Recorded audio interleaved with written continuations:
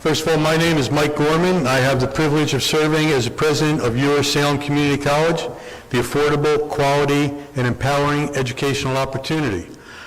I love the fact that we've got this many people out tonight, and I know we have people watching on the live stream. This presentation will be repeated tomorrow night, and will also be live streamed again tomorrow night. It's wonderful to have Salem County come out, because in this room, there are people with whom I have worked over the years. There are people who I hired. There are diplomas I signed that are in the room. And there are detentions I awarded that are in the room. I wasn't going to identify anybody on that one. But that's part of the character of Salem County, and we greatly appreciate you coming out this evening. This whole project is basically initiated with the Path to Progress that was endorsed by the legislature in 2019. And as one of the component parts of that was to find 2 counties that would unify as school districts in a pilot effort to see what would materialize. At the time, there was a meeting held of school board presidents and then another meeting held with township mayors. And the outcome of that was to forge a study, a feasibility study, to find out what the facts are behind the concept of a unified school district. The contract, we were asked as the college to put together the request for proposal and vet that and select somebody in concert with the county commissioners to conduct the study. The study was awarded to Porzio, Bromberg, and Newman, who is the group that will be presenting tonight. There were 3 fundamental component parts to the RFP when it was let. First was, could there be programmatic improvements? Second was, could issues of equity be dealt with forcefully? And the third was, would it save money? And they were in that order. If you care to see the website, and if you care to see the study in its entirety, it is posted on the Salem Community College website. Scroll down the page and you can access it. Also, there's a very thorough executive summary associated with it that is also there. If you don't want to read the 306 pages, you can go into the executive summary and get the flavor of what is being presented.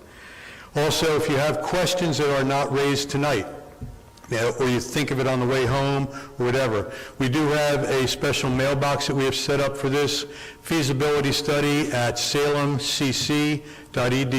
That's also posted on our website.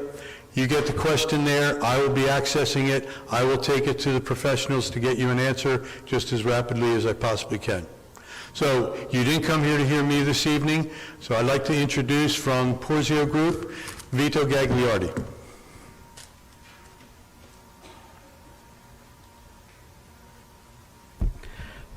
Thank you, Mike, and good evening, everyone.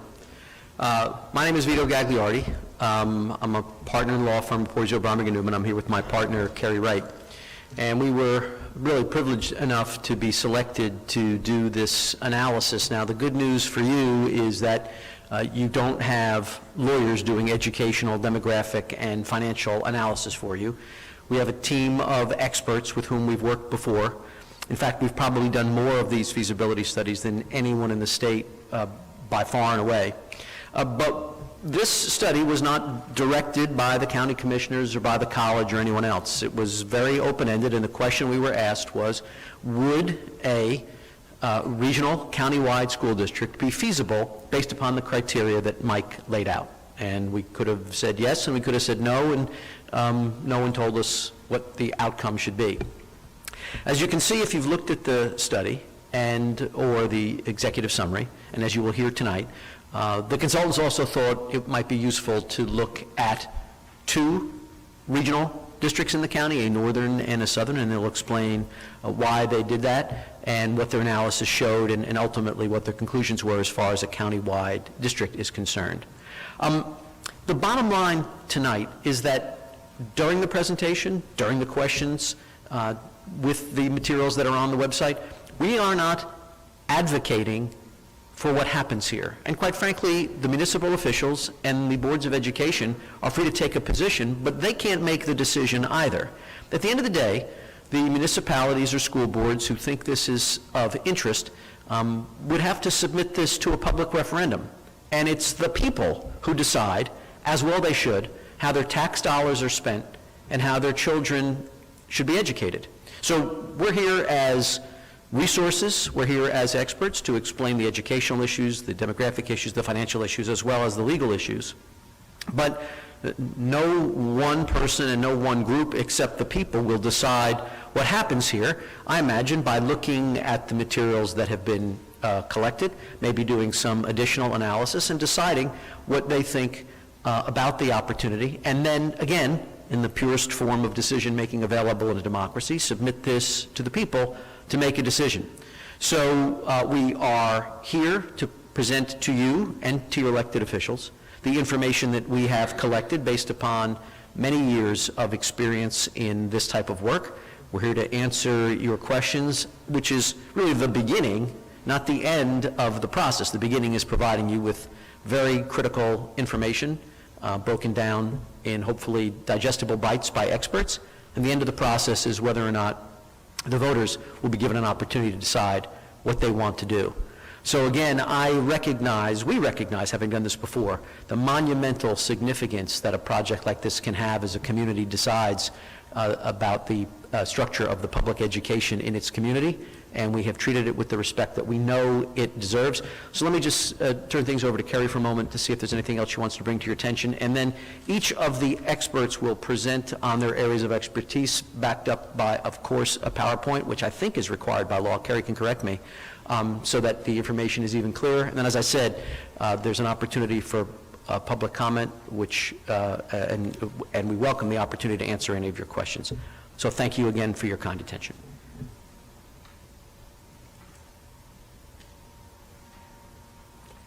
Thank you, and good evening, everyone. We are going to go over for you, hopefully not in too much detail, the 306-page feasibility study in a way that hopefully answers many of your questions before you have to ask them this evening. As Vito mentioned, there were 2 proposals that were studied, and we're going to go over each one of them, and specifically for you, identify which proposal was recommended and why. The first proposal was a PK-12 county-wide regional school district, which would include all of the districts in Salem County. The second proposal was a north-south regional, so 2 regional school districts. Dr. Richard Grip is going to go over with you how those 2 regional school districts were determined to be feasible, why they were selected. You're going to hear tonight from Dr. Richard Grip, who is one of the nation's foremost school demographers. He does well over 100 school demographic studies across the state of New Jersey, probably on an annual basis. I'd be surprised if a number of you in this room have not utilized him for your demographic studies for your school districts. He is also the school demographer for the New York Public Schools, so his expertise in this area is really second to none. He's going to go first. He's going to describe for you the demographic analysis, the enrollment projections, which drive the capacity analysis in each one of your school buildings. It drives the educational programming, and it drives, obviously, the finances. So he's going to set us up and start us off this evening.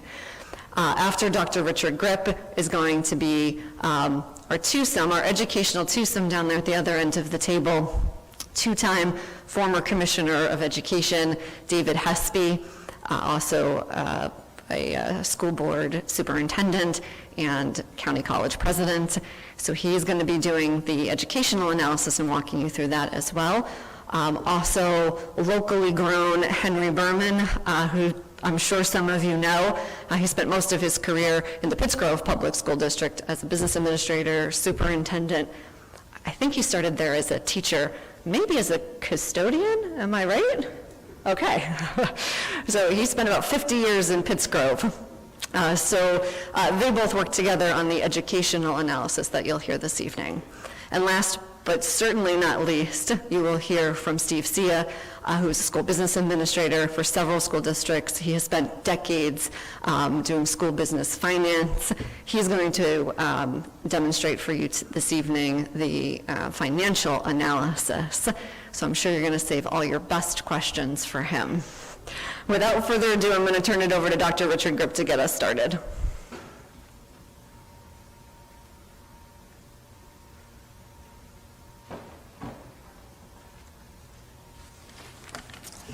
Thank you, Carrie. Good evening, everybody. So tonight we're going to talk about a few different things. Carrie had already mentioned that one of the two things we looked at is the unification of all the school districts in the county as one of our options. And the second one, which we'll talk about in a moment, instead was the creation of two K-12 regional school districts, one being in the northern part of the county and the other one being in the southern part. So a little bit of a brief history about myself, very brief, because Carrie's already talked too much about me. I went to school in New Jersey at Rutgers University up in New Brunswick. I have a doctorate in Ed Stats and Measurement from Rutgers. Been doing this for about 24 years, 25 years almost, as a demographic consultant in a very niche field. We call this school demography. There's not too many of us that do this in the country. And as I try to tell people, I said, try to get your kids to go into something like this because there'll always be a job for them somewhere in the future. So I love what I do. I still publish in this area. I was a school teacher a number of years ago in Somerset County in a school called Bridgewater Raritan. I taught physics and statistics there before I moved on into the current field that I'm in. And I testify as an expert witness in school demography in some administrative law hearings with Vito and Carrie's firm, Porzio, Bromberg, and Newman around the state. So, what do I look at? Probably tonight I'll be talking maybe the least out of the bunch, I would think, maybe 5 minutes tops. So, there's a couple things I look at. I look at the communities as a whole. As the macro, we look at each one of the communities in the county, we look at the historical population trends from the Census Bureau from 1940 to the present. We also get population projections from an agency called the Delaware Valley Regional Planning Commission to see where you're headed in the future. And then what we also look at are relevant demographic characteristics in each community. And what do we call relevant ones? Well, we look at things such as race, socioeconomic status indicators such as income, education. We also look at median housing price. Why do we look at these things? Well, we're trying to see when we put together school districts and regionals such as this, is there equity across all the different communities in the county? Next, moving down to the school district level, we looked at enrollments. Now, you can see that the enrollments that we looked at the trends in each one of the school districts for the last 6 years, and it goes from the 14-15 year to the 2019-20 year. Now, you know that we're in the 21-22 year currently, so why did we not go at least a little further, you may ask? And the reason is because at the time when we were hired, which was probably more than a year ago, the 2021 data was available, but with the pandemic, we did not want that to alter our analysis because in my work, where I work with the New York City Public Schools and for other places around the country, the pandemic has changed a lot of the enrollments, and we did not want that to jade and influence our analysis too much. So we stopped at the 2019-20 year because we believe that's the best data to work with going forward. So not only for the entire district we looked at these historical enrollments, but for each school in each of the districts. So as you can imagine, we talked about a 300-plus study. Probably 130 of the pages are attributed to me, and a lot of those are tables regarding the enrollments in each one of the districts. What else do we look at? Well, another thing we look at is birth rates. In our world, births happen to be the greatest indicator of what kindergarten enrollment will be 5 years later, as you might imagine. And in the county, we have seen that there's been a decline in births over time. And maybe the last 5 years, it's finally stabilized. It's been around 630 to about 720 births per year. But prior to that, it was declining. And when that happens, it starts to result in declining kindergarten enrollments 5 years later. Another thing we looked at was new housing in each community. So I called up planning and zoning departments across the county trying to find out if there's new residential developments that are perhaps under construction or coming before the planning board, which could impact our enrollment projections. Now, you live in the county, you probably know there's not too much going on in terms of new housing developments. There's a few that we were able to isolate on. One was in Woodstown, and I believe the other one was in Enrollments, and that we incorporated into our projections to bump them up a little bit to account for those new residential projects. When we projected the enrollments, and the reason why we project enrollments is because my colleague Steve Sia is going to be using a lot of this information, his financial analysis, and we projected for a 10-year period from the 2020-21 year to 29-30. And I will tell you right off the bat that when I do studies for districts around the state, usually I stop at 5 years. And you can probably imagine that after year 6 through 10 get to be a little murky. And the reason being is because now we're starting to project kids that haven't been born yet, so we can figure out what kindergarten students are 5 years later. So the cone of uncertainty, as we would call it, is greatest at the elementary level in years 6 through 10. In the middle and high, we can say with fairly good certainty that it's pretty accurate because its students have been born or are currently in the elementary and middle schools that are moving through the system. Next, what we did is, after we project enrollments, can the buildings that you have currently in each one of your school districts, can they accommodate what we're planning on having in the next 10 years? And I can unequivocally say that currently you have the majority of the buildings in the county have a surplus of seating, have plenty of room. And with our projections for the next 10 years, we expect that trend to continue into the future. So you don't have to worry about bond referendums and putting expansions on in certain buildings to accommodate new children, because that's not the case, at least in our analysis that we didn't find that. Next, we looked at economically disadvantaged students, which are the free and reduced population, free and reduced lunch population. And we wanted to see if those particular students, again, in each of the districts, are they similar, the percentage of those students across the districts. And the last thing I looked at is something called racial impact. Now, racial impact is more of a statute-driven thing we look at, where if you were to take your students out of one district and move them into another district, what would be the racial change and impact on the existing district and the one that you're putting your students into? However, one of the major tenets of this study is that we are recommending that all students remain exactly where they are for the next 5 years in the exact same schools and buildings, not moving people around anywhere. So in this case, there's not going to be a negative racial impact because everyone stays exactly where they are. And one of the things we considered in our study, right in the top, I talked about a northern regional and a southern regional. And I just want to mention what those towns are in case you're wondering. So the northern regional that we looked at was a combination of the following: Alloway, Penns Grove, Carneys Point, Elmer, Oldmans, Piles Grove, Pitts Grove, Upper Pitts Grove, and Woodstown. The southern regional would be Elsonboro, Lower Alloways Creek, Mannington, Pennsville, Quinton, and Salem. And we did that arrangement because we tried to keep, as you know, the districts are K-8, most of them. There's still some that are K-12s or full regional K-12s. We wanted to keep the existing sending and receiving agreements that many of the K-8 school districts have with the high school districts in place. And that's what kept our geography boundaries the way we designed them, so that we would keep all the existing relationships just as they are, which is very important. So this just shows you, you may be able to see that from where you are, maybe not. But the only thing you really need to look at are perhaps the last couple of columns. This is the enrollment in Salem County for the past 6 years through the 1920 year. And what you can see, if you look at the second to last column, which is the 9 to 12 population, you can see that the enrollment has been declining in the county, at least at the high school level.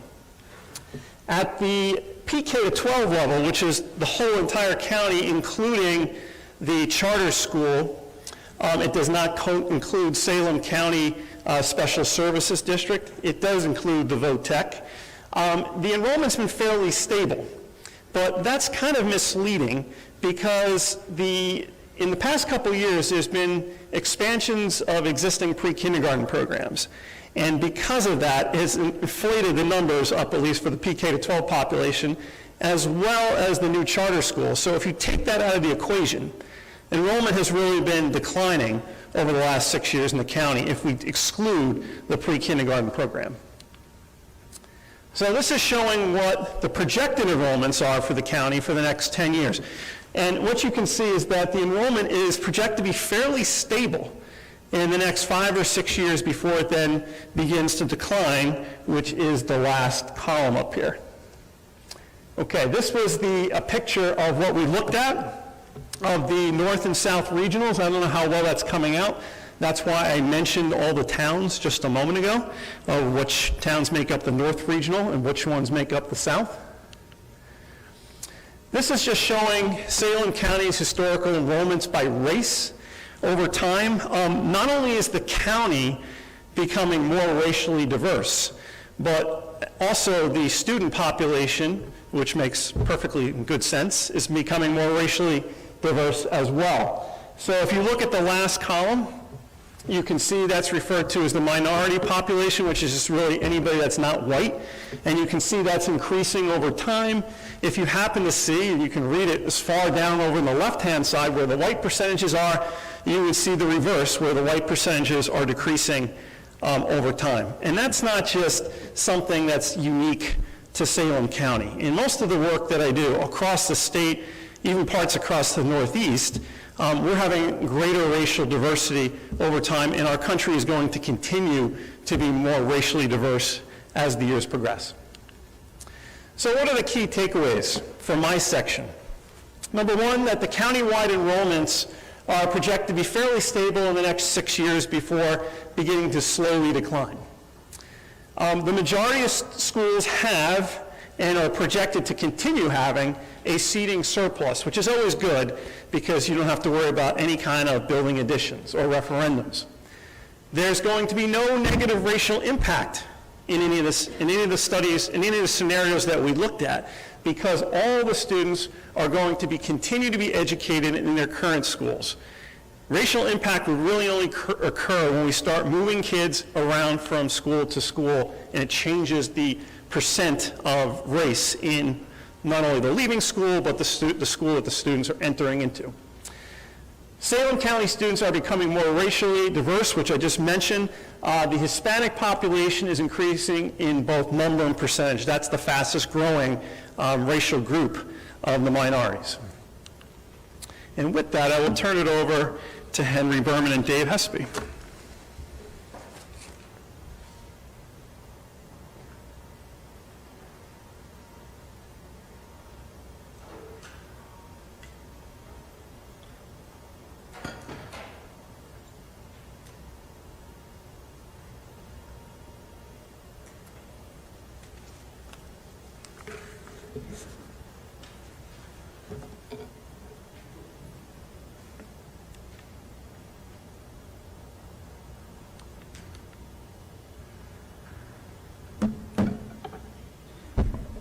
Good evening, and I'm going to have Dr. Hespy introduce himself. It's a whole lot easier, and then I will introduce myself. Thanks, Henry. Henry and I actually began working together around 20 years ago when I was the chair of the Educational Leadership Department up the road at Rowan University. So it's always good to work with Henry, and this is another chance for us to do that. As you can see, I've held a number of jobs in and out of K-12 world, but my favorite, of course, is Mike Gorman's job as president of a community college. Can't get any better than that. And I will click the thing and I'll give it back to Henry here. There you go, Henry. Thank you. My professional career is somewhat limited. I've spent 51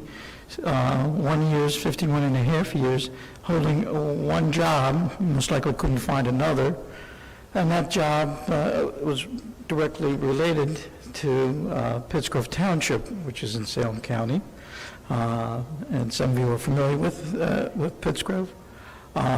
My 51 years there spanned a career that is somewhat unique in terms of what happens in the educational world. My first job in Pittsgrove was as a custodian. When I got ready for the first season in education, I worked as a custodian in Norma School. From there, I spent 10 years in a classroom in a variety of rooms. Most of them for those 10 years was in Norma School, which is a school I attended when growing up. That was in the 1954 to, I think, 1959. Just puts you in perspective how long I've been in the county. I was general administrator for a while, and everything that the superintendent asked me to do in terms of how a school needed to function. I then spent 24 years as their business administrator and learning the ins and outs of the finances of a pre-K to 12 district. Lived through at least 4 different funding formulas of the state of New Jersey. Never got any better, but it was interested in learning that scenario. And my last 9.5 years was the superintendent of schools, and that gave me also another perspective. The point I want to make here is that I know this county. I have worked in most likely the majority of schools in this county, although still employed with Pittsgrove. I was involved in an entity called Shared Services.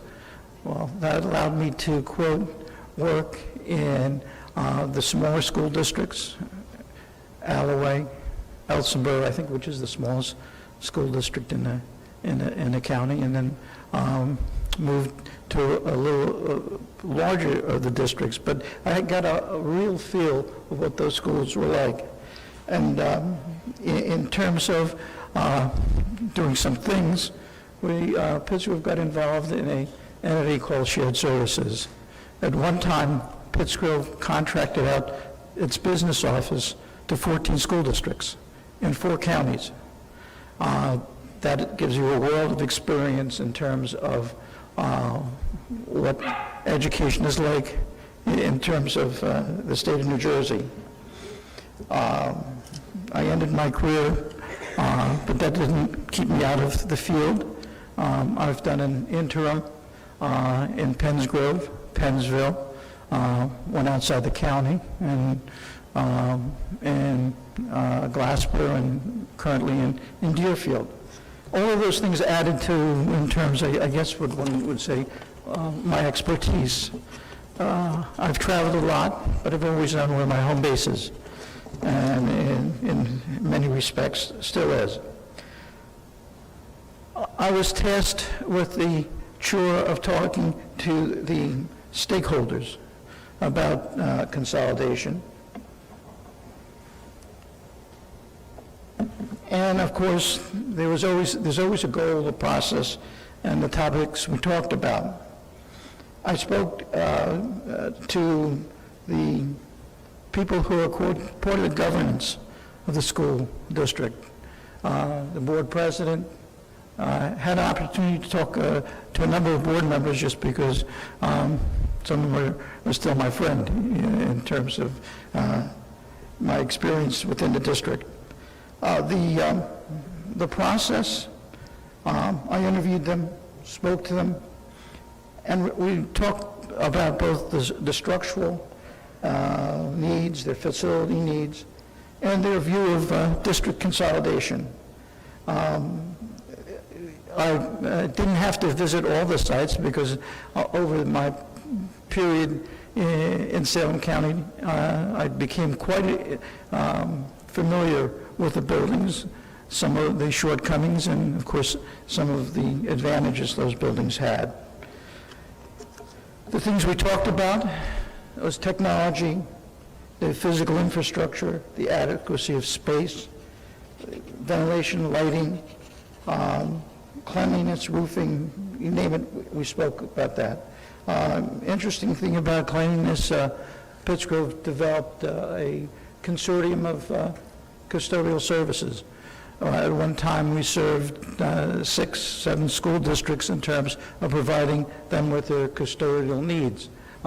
Again, we talk about ways of doing things that help in terms of what happens within the realm of making your dollars stretch a great deal further. Well, we learned how to do that.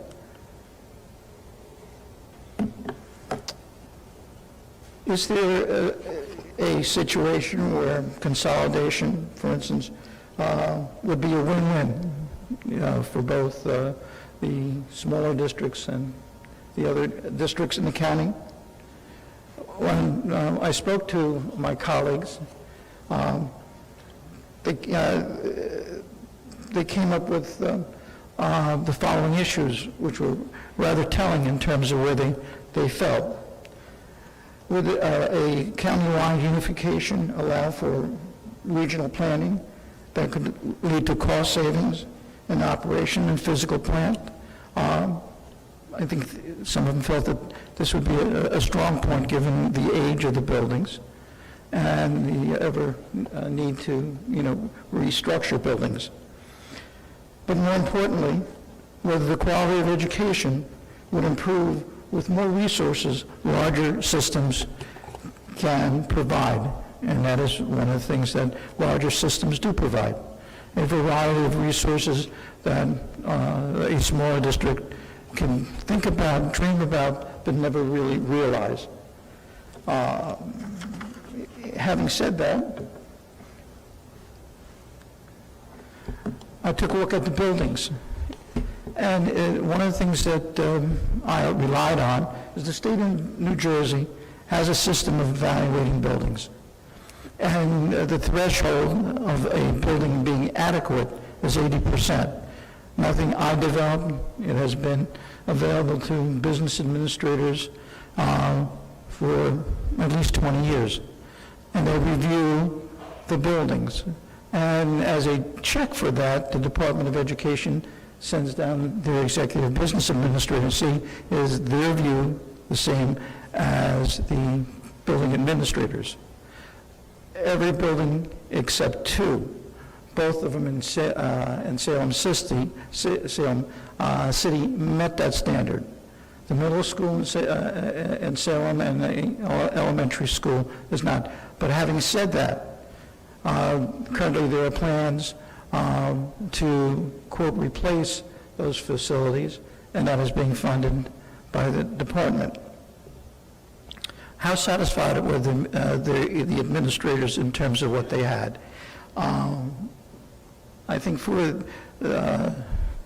every district except the 2 I mentioned, both the board president and the superintendent was comfortable with what they were being offered in those buildings. Technology arrangements was not, in their opinion, was not lacking. There have been one-to-one initiatives in the county. Most of the facilities have had renovations done in the past 10 or 15 years. So that's an ongoing process, but people are willing to take care of their facilities.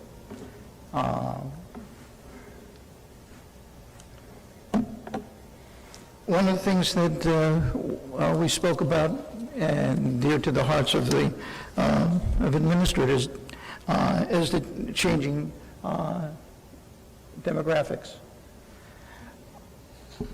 They understand that the need and increased investments would be needed to increase the academic resources that future students would have to have given the changes that, surrounding their world. One of the issues that all of them were keenly aware of is a decreasing student population.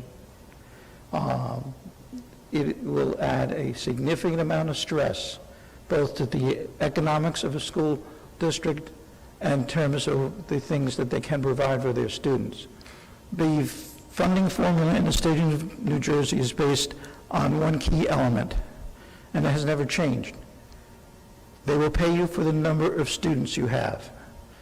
Have more students, you get more money. You have less students, you get less money. And in terms of the demographics here, next 5 years, you're on an even keel. After that, it becomes troublesome, because someone's going to have to make a decision on how many students will you be able to afford in terms of your facility. And when that facility literally becomes so large that you can no longer do justice to a quality education. In terms of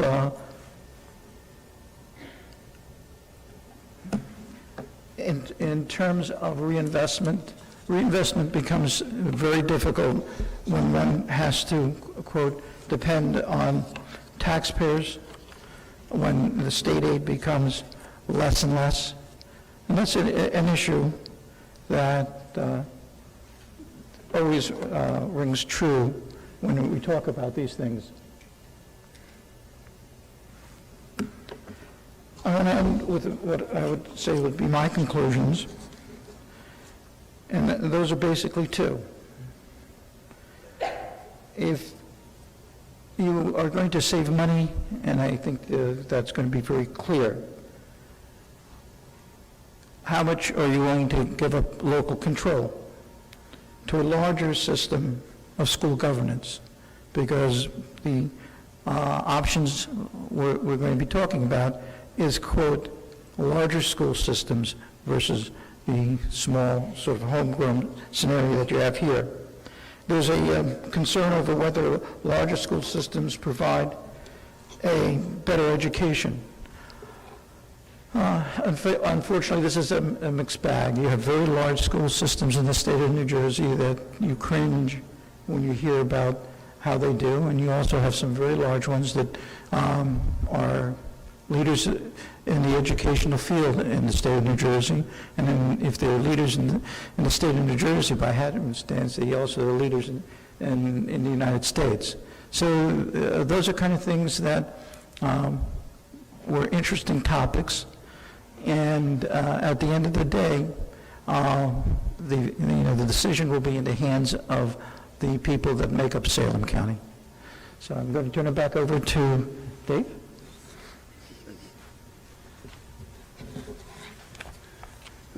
Thanks, Henry.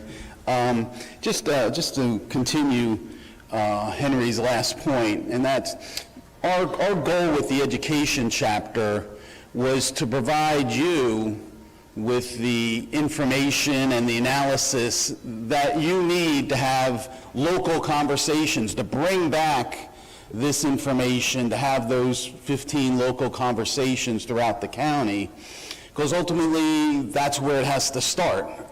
It's going to have to start at that local level, and each community is going to have to make a decision as to how to move forward. This is just the first step in a multi-step process, and every step builds on each other, but every step needs to have that grassroots support if this is going to lead to unification, or it's going to lead to certain communities unifying, or it's going to lead to more shared services. And one thing that Henry and I like to focus on is the extent to which communities within the county are already integrating their educational programs. And here's where I think Salem County has a lot to be proud of, because you are doing a lot of school choice. A large number of your communities already have interdistrict, students moving between district choice programs through the interdistrict school choice program at the state level.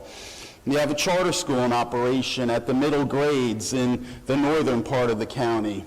Your county vocational technical school has worked with your comprehensive high schools on Economies style programs.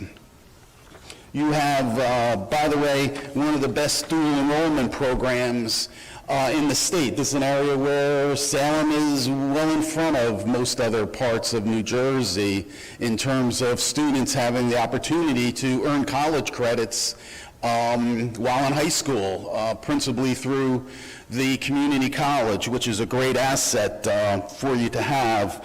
And so in many ways, when you see a county that has this degree of educational integration, we often believe that you can use that as a jumping off point to even greater integration in the future. One of the other points that Henry and I would like to make is that education is the education chapter is just not about improving educational programs, it's also about what opportunities then lie ahead for your children, your students, when they graduate from high school. And we know there's this great connection between educational opportunity and economic opportunity. Throughout, you see the research throughout the country, and you'll see this very close connection, and therefore when you improve education in a region, you'll often see that prosperity moving into the workforce, providing more opportunities for the folks in your county. This happens often through what we call a career pipeline. It's something that your county community college and your county voc tech school have focused on quite a bit. It's how do we build this pipeline? And of course it starts with your school systems. It starts in elementary and middle school, and then moving to high school, and combines all of the workforce development structures that you have in place in the county. And we often see this being easier when you have great articulation among all of those various entities, your Workforce Investment Board, your Chamber of Commerce, and other groups. Equity, you heard Rich Grip discuss his demographic work for race and ethnicity. One of the things that we will note in our education chapter is that educational opportunity, student performance, and student demographics are also correlated in the county, more so at the elementary level, less so at the high school, given that Economies that you have in place and the dual enrollment you have in place and other programs you have in place. And this is another area where a unified board might be able to ease that correlation. Now, before I get to the actual advantages, let me, of a county-wide system that Henry and I believe exists, and just to be clear, these are potential. This is an opportunity for improvement. Whether that happens, how that happens, is all going to be developed through a blueprint at the local level. We don't provide a blueprint for how to get to where you want to go, because A, this is the first step of the process, and you need to control the next steps in terms of where you really want to go and how you want to get there. What we do is assess whether or not that potential exists for a unified system to provide these opportunities. In terms of the education chapter itself, it's 110 pages long. There's a lot of analysis in there. It begins with a profile of the various schools and districts. All that information is pulled from public sources like the School Performance Report. That information exists because some readers of the report are probably not going to be familiar with Salem County. Want to make certain they're familiar with what you believe is important, what you're proud of. So you're going to see the first pages all focused on that issue of providing context and background. And then Henry and his stakeholder input and work will be in the chapter. And then we go into analysis of many different issues. Curriculum, how well students are achieving the curriculum, which means we have to bring data from the student assessment system. We look at the disaggregated data. We'll look at student growth data. We'll look at achievement data, achievement gap data. We then will look at things like professional development, how talent is brought into the districts and the schools. We'll look at special populations and how those populations are being served in the county. We'll look at special issues like chronic absenteeism. We'll look to see the extent of clubs and other opportunities for such things as athletics and enrichment are in the schools. And so we'll look at around these dozen or so different areas in order to provide that data and information that you need in order to begin those local conversations that I was just discussing. Oh, hold on. So let's start with these advantages. So in larger districts, you often find a shared curriculum office, and that curriculum office can be very helpful in supporting what happens in the schools in a regional or unified district, finding the opportunities to expand coursework, to expand specialized area of studies of interest to individual students. We also see that larger districts have the capacity to put in place a data office, a performance office that can look at data throughout the schools and get a better understanding of how to move teaching and learning forward. A professional development office that helps schools in providing and developing professional development content for teachers throughout the district.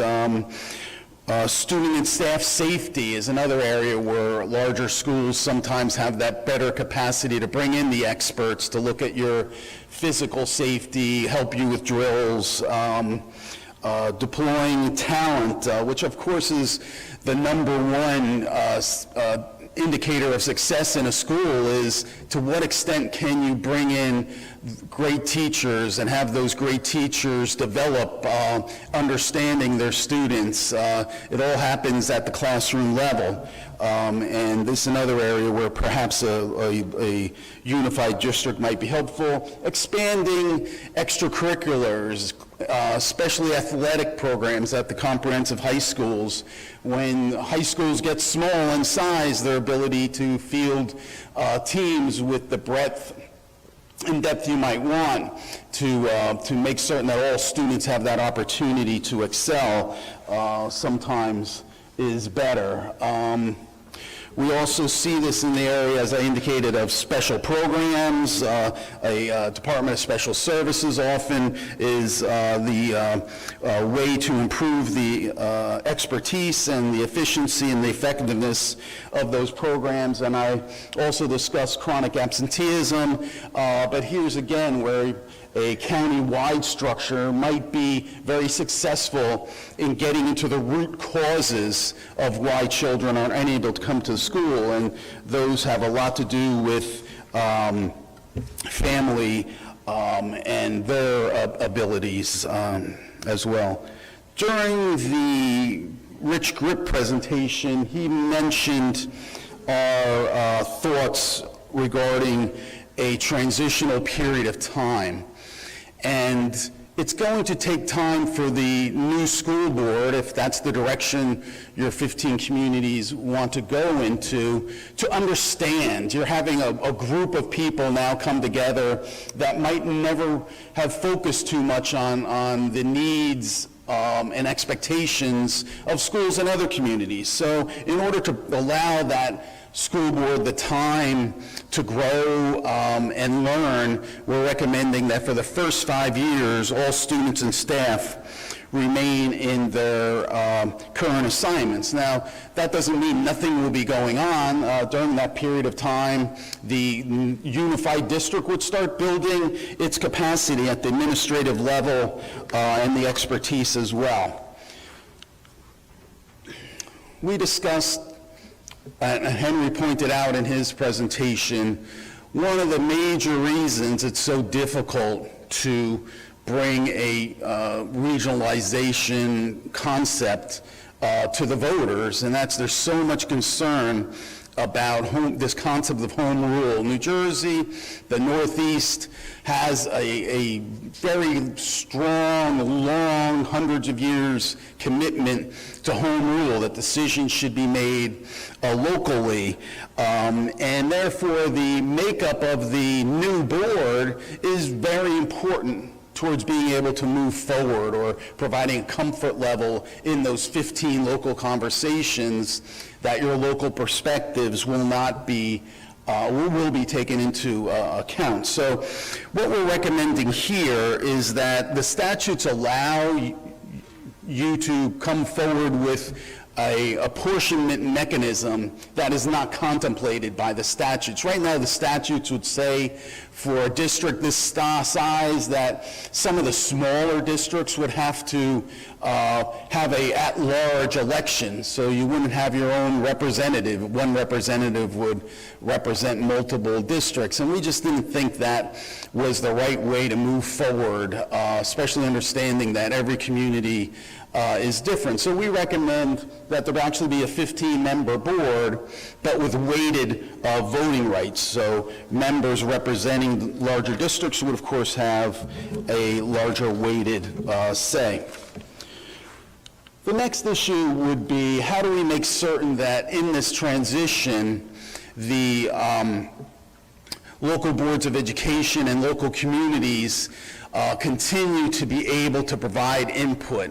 And so we thought maybe perhaps one way to do that would be for the local boards to remain in place, but serve as a bridge between the local community and the unified district, the new unified district. We also thought that during the first 5 years, hopefully much longer than that, in addition to the school boards transitioning, that the county formalize a curriculum council. Almost all counties in the state have some type of shared curriculum consortium among school districts, but we believe that Salem might want to go one step further and provide greater formality to this. So that's the last piece of the education chapter. I'm going to turn this over to Henry and our colleague, Steve Sia, to do the finance chapter. But ultimately, we believe the potential, the opportunity exists, and now it's up to you to see whether that's the opportunity you want. Henry, Steve? Sure.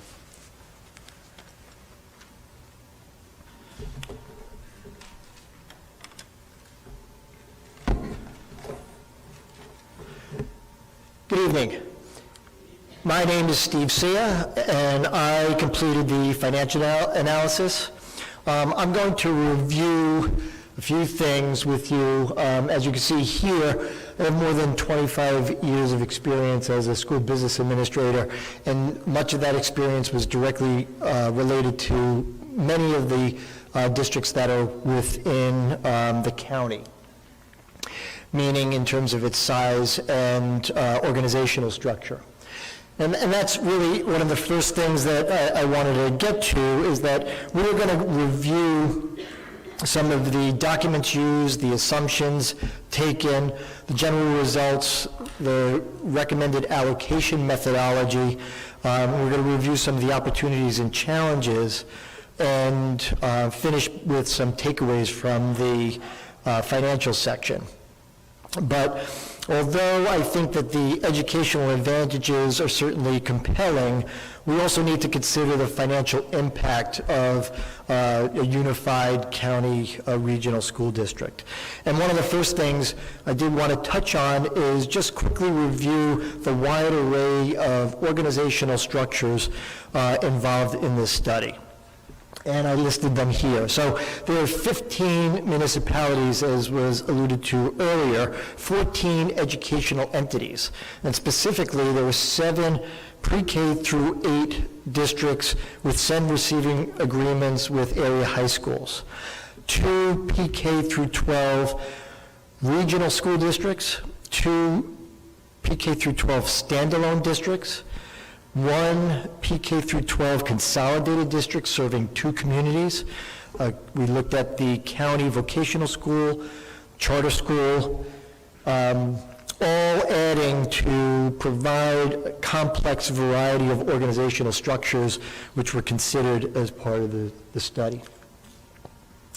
So let's first look at the framework. So the documents used to develop the model included audited revenues and expenditures as a baseline.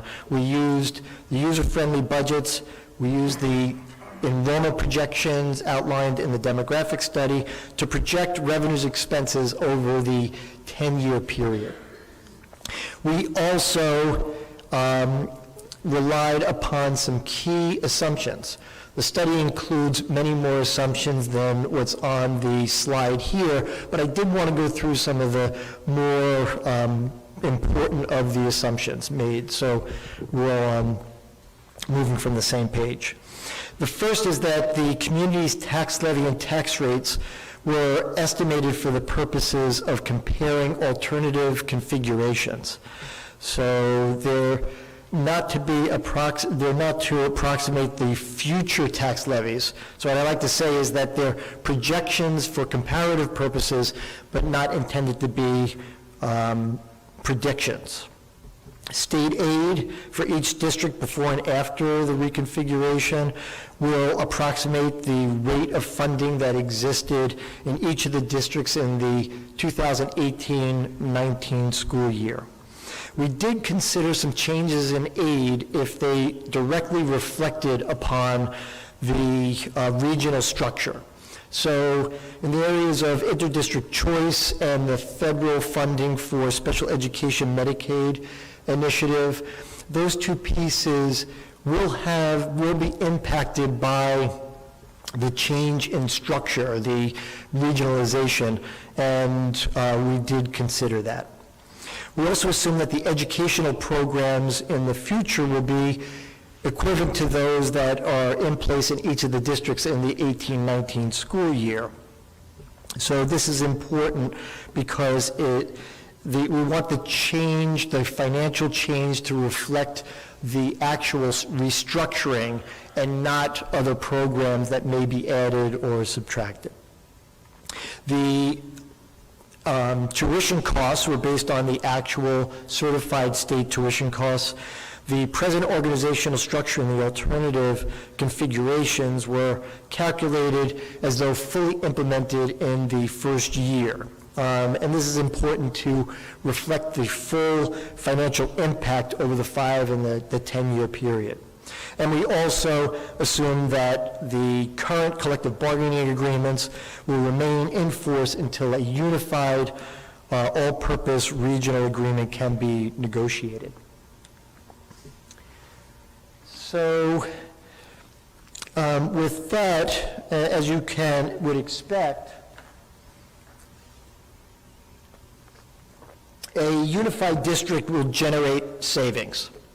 And in the first scenario, where it's a unified county-wide regional, those savings we've calculated at just above $6.8 million.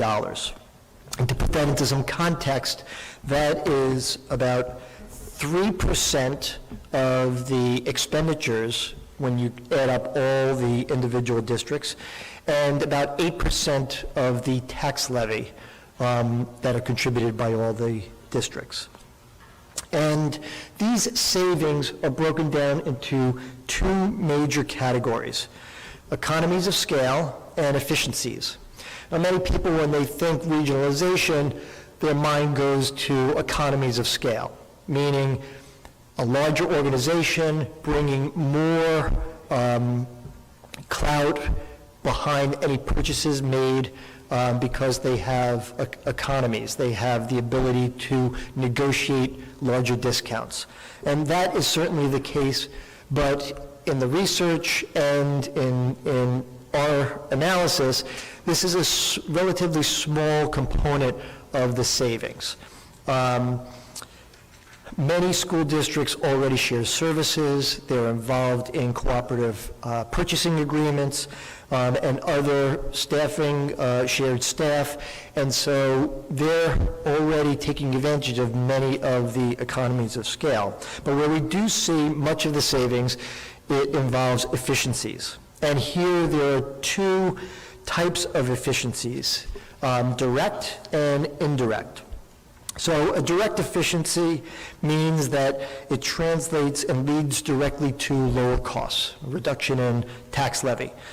An indirect efficiency are still economic savings, but they don't lead to tax reductions. And I think a couple of examples might help sort of understand how this efficiency works. So every district has someone who submits NJ Smart data, student information data, to the State Department. It's required. You need somebody to do that. Gets uploaded to the State Department, and now with all the educational entities that you have in the county, you have 14 people or more taking on that function. When you're consolidating or unifying those districts together, you may have one or two people who are doing that task. But in the other 12 or 13 districts, those individuals would not lose their jobs. It's one small component of their job. So the time that they would take submitting that New Jersey Smart, that student information into the state, can be better spent in other ways to help improve the district in a variety of ways, maybe provide some data and analytics or ways of contributing to the overall district functionality. There are a couple of other examples I'd like to give, because I think it's sort of important to kind of wrap your head around what a regionalized district would mean and how it would impact various functions. So, and this was alluded to in the education section, but in the area of support, you have technology. Now in the study, all the technicians that are working on technology were included in the analysis. So there are no savings generated from the actual technicians, the custodial and maintenance staff that are currently employed. But where you do see some efficiencies is that when you group those individuals together, now a technician in a small district, that position could become maybe a cybersecurity expert for the entire district. So where the smaller districts couldn't afford that kind of expertise, a larger district can. And with the amount of ransomware and other viruses, this becoming increasingly more important in order to maintain mission-critical functions as technology becomes more pervasive in the day-to-day activities within the school district. Maintenance is another good example. So if you have maintenance staff, generally small districts with maintenance staff, they need to be a jack of all trades. Grouping those maintenance employees together, you could have actual tradespeople. You could have a licensed electrician, plumber, HVAC mechanic. This may save real costs as those individuals are doing the work and it's not necessary to contract that out. In other cases, just the response time would be better having those resources in-house. So those are some indirect economic efficiencies that are included both as tax reductions and also economic savings that may not result in tax reductions. Last component of the savings I want to go through is how we actually got the $6.8 million number. So in this case, there were three methodologies that we used in order to calculate those savings. The first is using comparable districts. So we looked at districts with 10,500 to 11,000 students, comparable to the regional when all the districts are unified. And we took a look at certain areas to compare what the collective costs of each district within the county and those of those comparable districts. And a good example of this is in the area of audit fees. So comparable districts to the countywide regional spend about $73,000 on audit fees.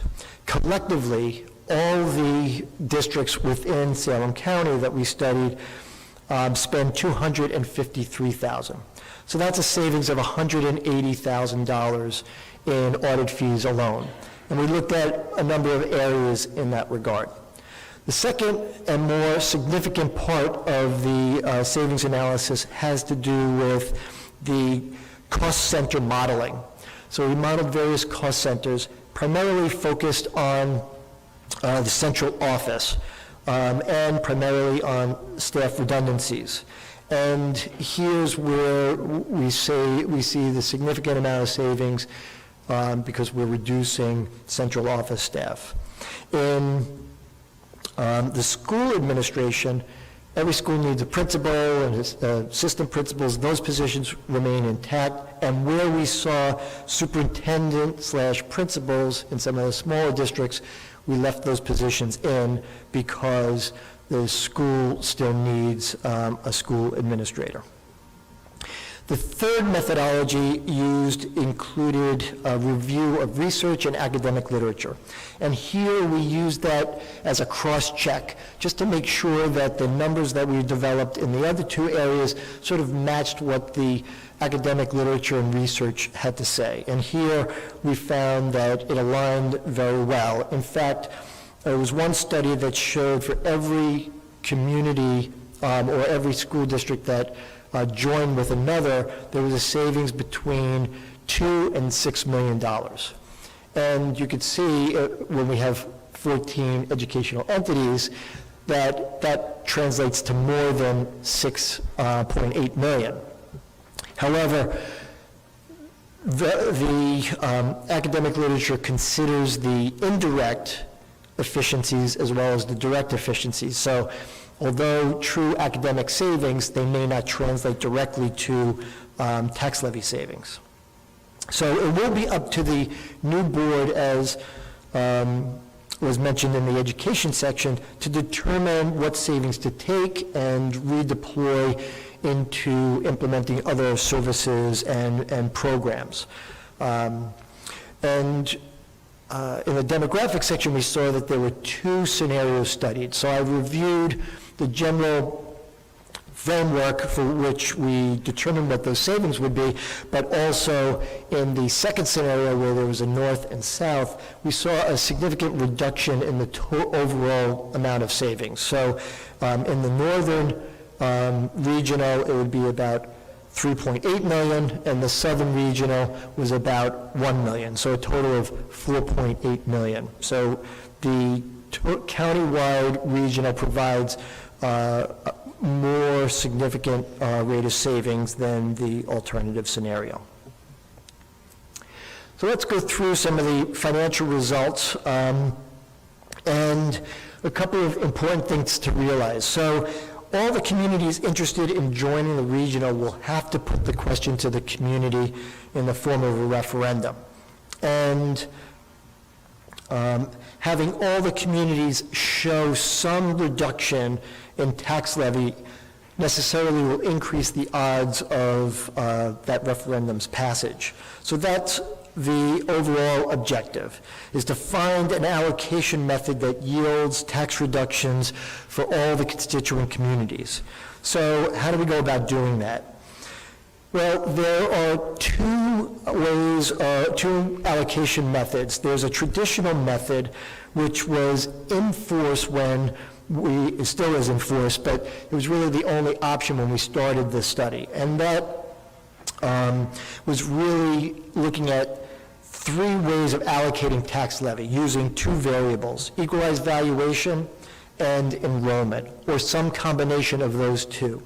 So we looked at what would everyone's tax levy look like if we allocated the new regional's tax levy by 100% equalized valuation, then 100% enrollment, and every combination in between. And using that traditional methodology, there was no way to use those two variables for every community to experience some tax reduction. So some were advantaged with the equalized valuation, and then others with the enrollment. So there's a new law that was passed that allows for an alternative allocation. We included this in the study before the law was actually passed as a possibility, but now that the law has passed, it's really the focal point of the analysis because it allows all communities to share in the savings. And let's talk about that a little bit. So the concept is to have a transitional allocation so that we can allocate the $6.8 million across all the communities over the 10-year study period and show a savings in each. So I mentioned this earlier, the total savings is 7.95%. So each community would save that on their existing tax levy over the 10-year period. And this is what it looks like. So for those of you that might not be able to see in the back, what we've done here is we have taken the general fund tax levy, debt service, and the component of each district that pays into the county for the county vocational school. And this is important because the county vocational school was part of the study mandate, and those taxes aren't collected by the municipality, they're sent to the county. So when we add up this total tax levy obligation, we have a total. And the total for each district in the regional would be $86 million before the savings. So we took a proportional share of each community's tax levy, and that would be the new allocation moving forward for the first 10 years to allocate whatever the new regional's tax levy would be. And let me give you an example of that. So let's just take the top, Alloway. Alloway's total tax levy is $4.3 million. That is 5% of this $86 million total. So Alloway's portion of whatever the new tax levy would be 5%.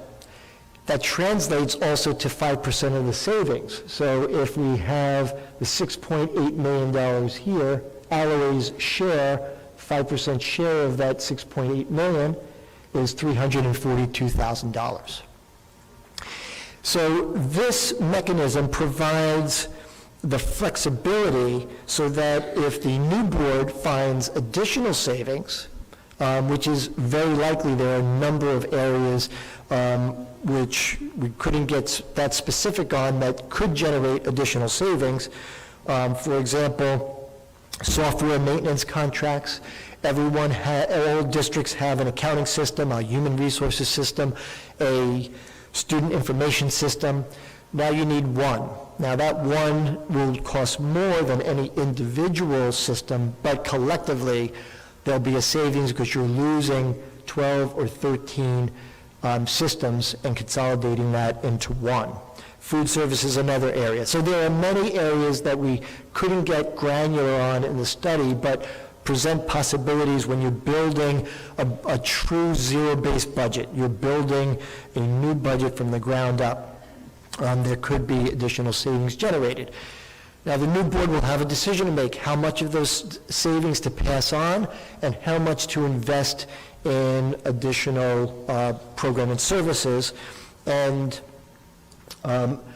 but whatever that value is, more or less than the $6.8 million, the advantage of this methodology is that all the communities save the same percentage across the board.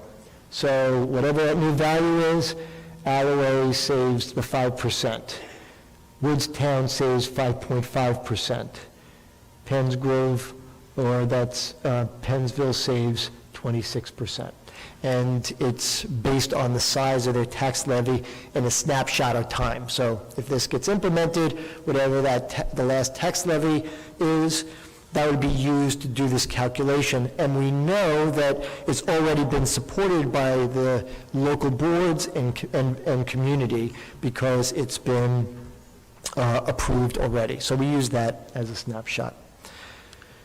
So this sort of summarizes it, that this new allocation mechanism uses the current tax levies to proportion the future allocations. And the transitional allocation ensures that each community benefits from the same percentage savings, whether the actual savings are higher or lower than anticipated. I would like to finish by just reviewing some of the opportunities and challenges. And some of them were reviewed earlier, but I think it would be helpful just to outline some. There are more located in the study that you can review and more specific explanation of each, but there's, in creating this new county-wide unified regional, gives the community an opportunity to really build something and create something new. So it's not an opportunity that many communities have because the school districts have been around for a very long time. And this would be an opportunity to provide all the research and a fresh start to whatever the new regional is. It also provides some resiliency, the ability to absorb external shocks, a new special education placement, a building repair, things that might be a concern for a small district can be absorbed more readily by a larger school district. Capacity, so the ability to offer more courses and programs. Expertise, and we talked about this a little earlier, a larger organization can retain certain expertise that a smaller organization can't. It has a better ability to diversify risk. Internal controls of the ability to separate functions for financial integrity. Very difficult to do with a small district. My first job was in a K-8 district, and it was me and a secretary, and we were responsible for the entire business office. It's hard to have cross-checks and internal controls when there are only 2 people in the office. And cross-training. A large organization could have multiple people cross-trained in various tasks to maintain services during absences. But there are opportunities, there are also some challenges. And the local control, I think, is the one that's no surprise. It was mentioned earlier. It's, I think, the first thing that people sort of think about when they think about regionalizing. Accessibility is another issue. So right now, you may know your board members, you may go to board meetings, they're close to your communities, and by necessity, with a county this size, there'll be reduced proximity to wherever the central office is located. And I think organizational culture is a challenge as well. Blending the various districts' cultures into one unified district it will certainly be a challenge, but could also be an opportunity to create something new. So with that, let's just review some final takeaways from the financial section. So we talked about the savings, significant to $6.8 million. There is a potential loss in choice aid if that's not adjusted by the state. We didn't really touch on this, but the borrowing margin increases as you bring all the districts together. This helps any future expansions that may be needed. And we also talked about the transitional allocation, which provides all districts to experience some proportional savings based on the current budgeted tax levy. And with that, I think, did you want to have some, Vito will finish this up. I think there's one more slide with contributions.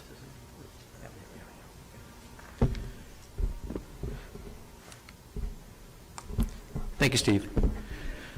All right, so that leads to the overall conclusion of the study, which is that based upon the demographics, particularly with regard to the long-term view of slightly declining enrollment, from the educational opportunities and from the financial opportunities, the task which we were given to reach a conclusion and recommendation is that from all three vantage points, a countywide regional school district would be beneficial for Salem County. I would note, and Steve touched upon this, that in doing this analysis, the assessments were very conservative. That is to say, we tried to stay away from changes that individual school districts could make right now, so that $6.85 million in annual savings we view as a floor, not a ceiling. For example, we could have manipulated that quite a bit by saying, well, we'll change the student-teacher ratio. So if you have less teachers, there's less expense, the number could be higher. You'll close this school and you'll sell off that land. There'd be millions of dollars in savings. We didn't do any of that, because you could change class size, or you could close schools, individual school districts could do that right now. That wasn't our concern, it's not what we did. So the savings that we're talking about are savings that are specifically related to regionalization, not subsuming certain conclusions and determinations that individual boards could make right now. So, Mike, I don't want to be like my friends sometimes. They come into somebody else's house and then they look in the refrigerator and the cabinets. So I don't know how you want to run public comment. I'll defer to you. Okay. We have a microphone set up over here, and we ask that you come forward, identify yourself, and if you're from a particular community, that would be helpful to us. Raise your question. We will do our best to answer that. It is, what time is it right now? It's about 20 after 8. We'd like to be able to contain this to the next hour, and if somebody's already raised your question, then please let that go at that point, and we don't need the same question asked multiple times. We are taking notes on this. What we'll do is we'll assemble a frequently asked questions document that we'll be able to post with this, and from the feedback we get tonight as well as tomorrow night, we'll make a determination as to what the next steps may be. So with that, the microphone is open. Would you like to moderate, or you want me to? Okay, thank you, sir. All right, so I'm not necessarily going to answer the question. I may have my colleagues help me with that, but to the extent anyone has any questions, as Mike said, for the next hour or so, we're happy to field them.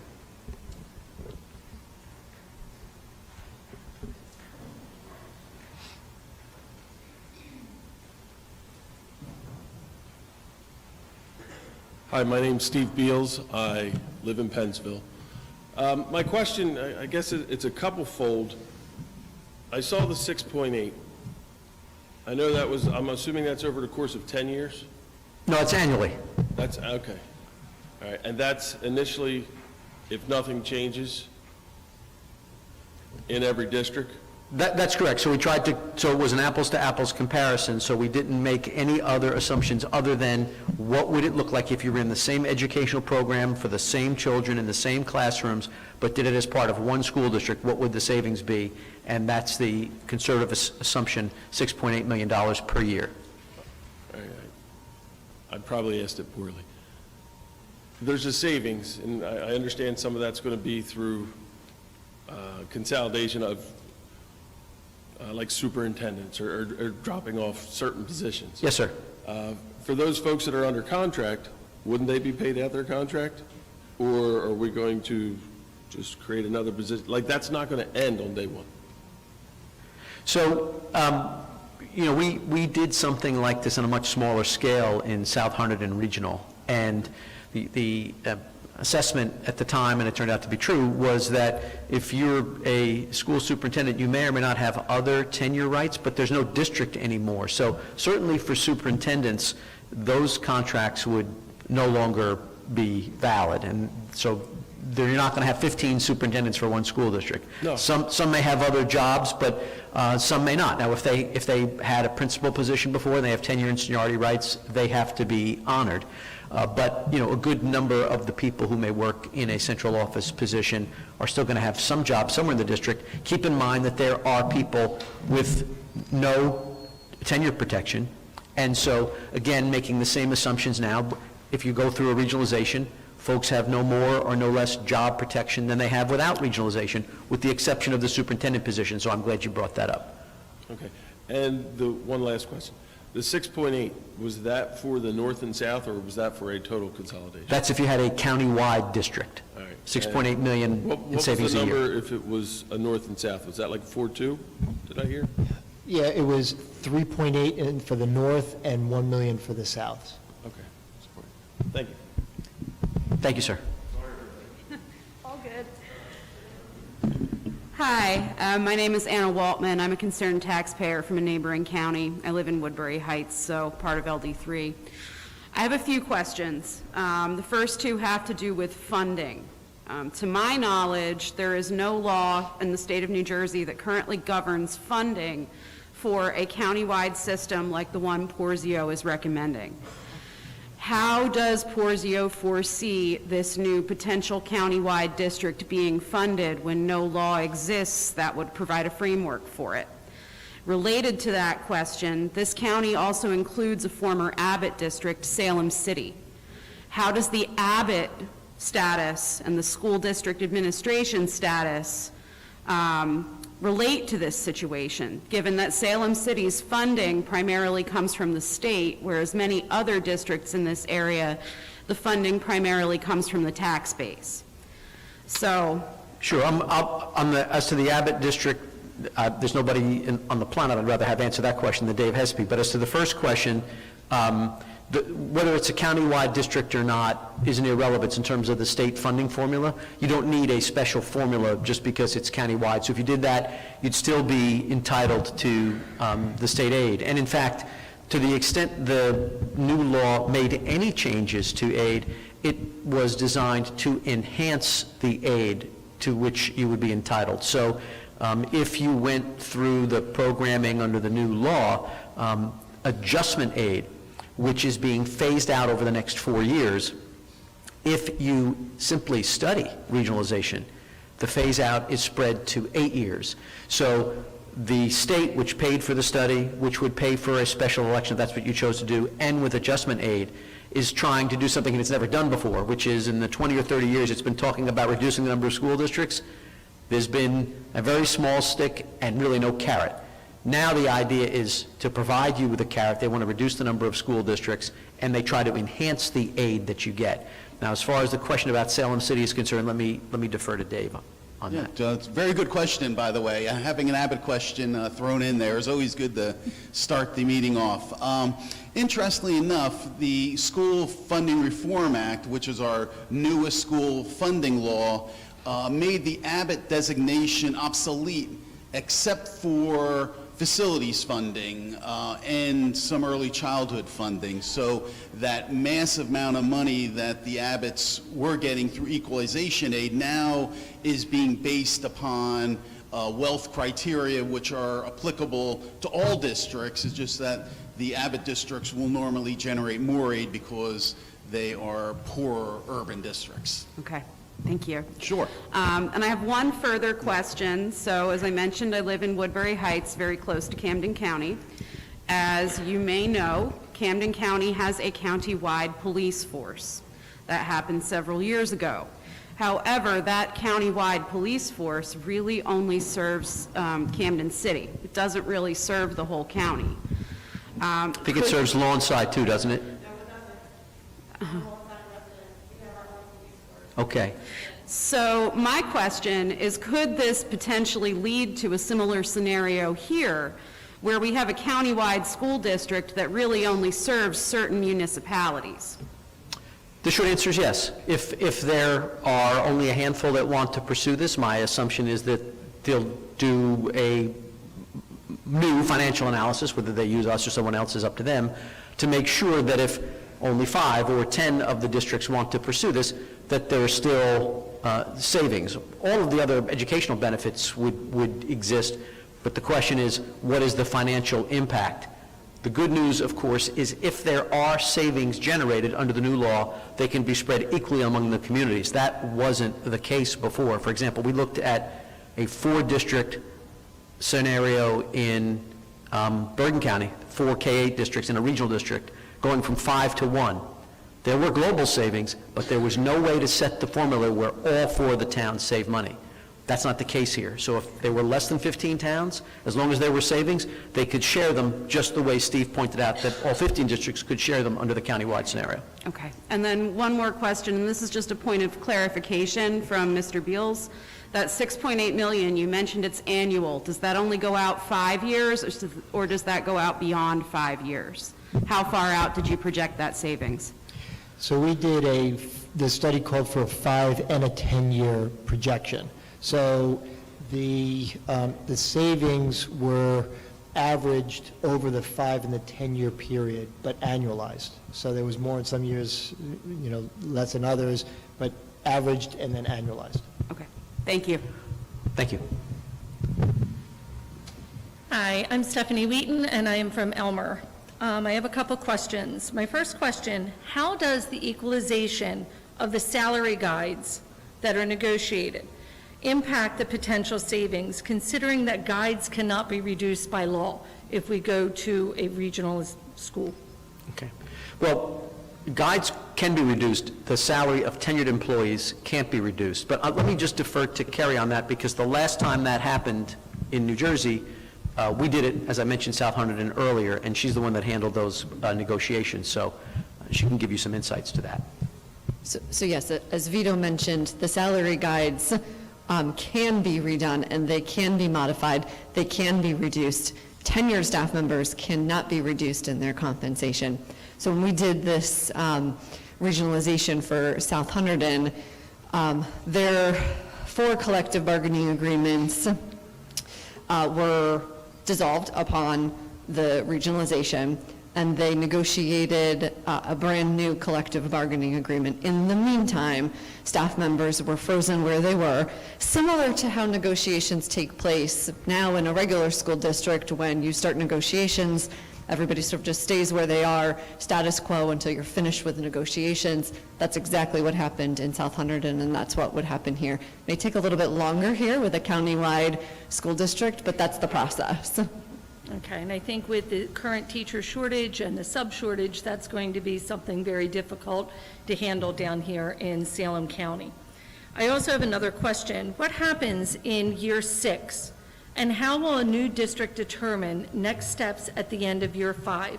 For example, how will the new district handle transportation of students once they decide that some buildings are going to close down?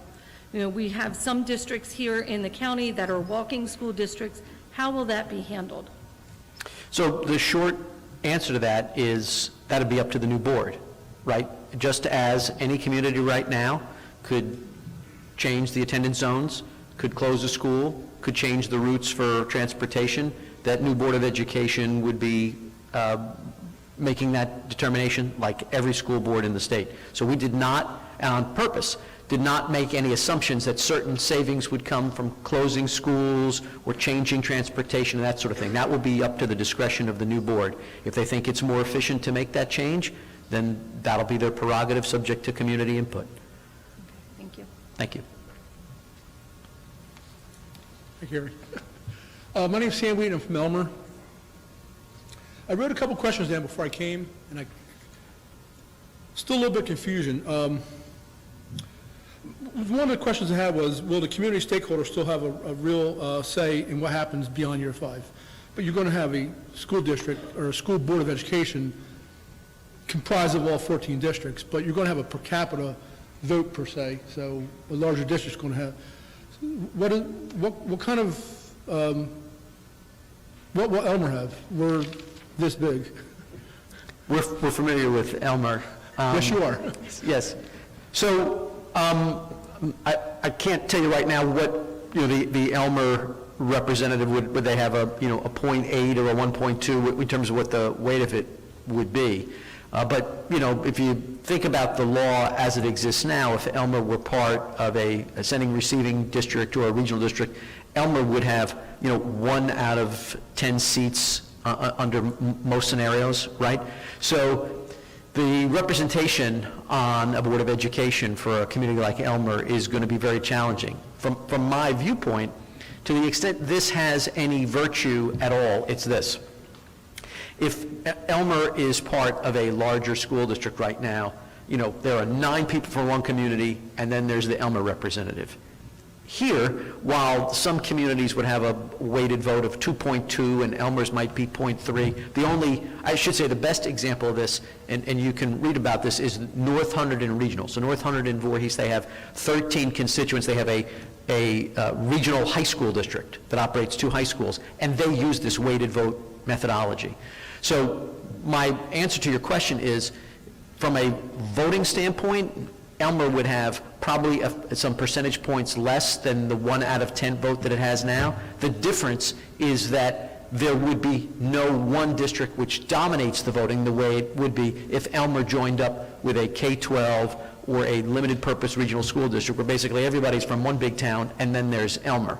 Now, whether that's sufficient control for an individual community is obviously up for you folks. You look at the educational program, you look at the savings, you decide what it means to give up your vote. But this system actually is better for the smaller districts than the current system, where you join a regional and you get 0 or 1 votes. You have 10% of the kids, you get 0 vote. You don't get more than 1. Here, you know you're going to get some representation as opposed to the current structure for folks who join a regional school district. We have a traffic light, does that matter? What's that, sir? Nothing, I'm kidding. I guess the second question is kind of redundant. If there's going to be school buildings closed, that'll be up to the Board of Education, that won't have the... Correct. We did not make that assumption in any model that we put together. Okay, thank you. Thank you, sir.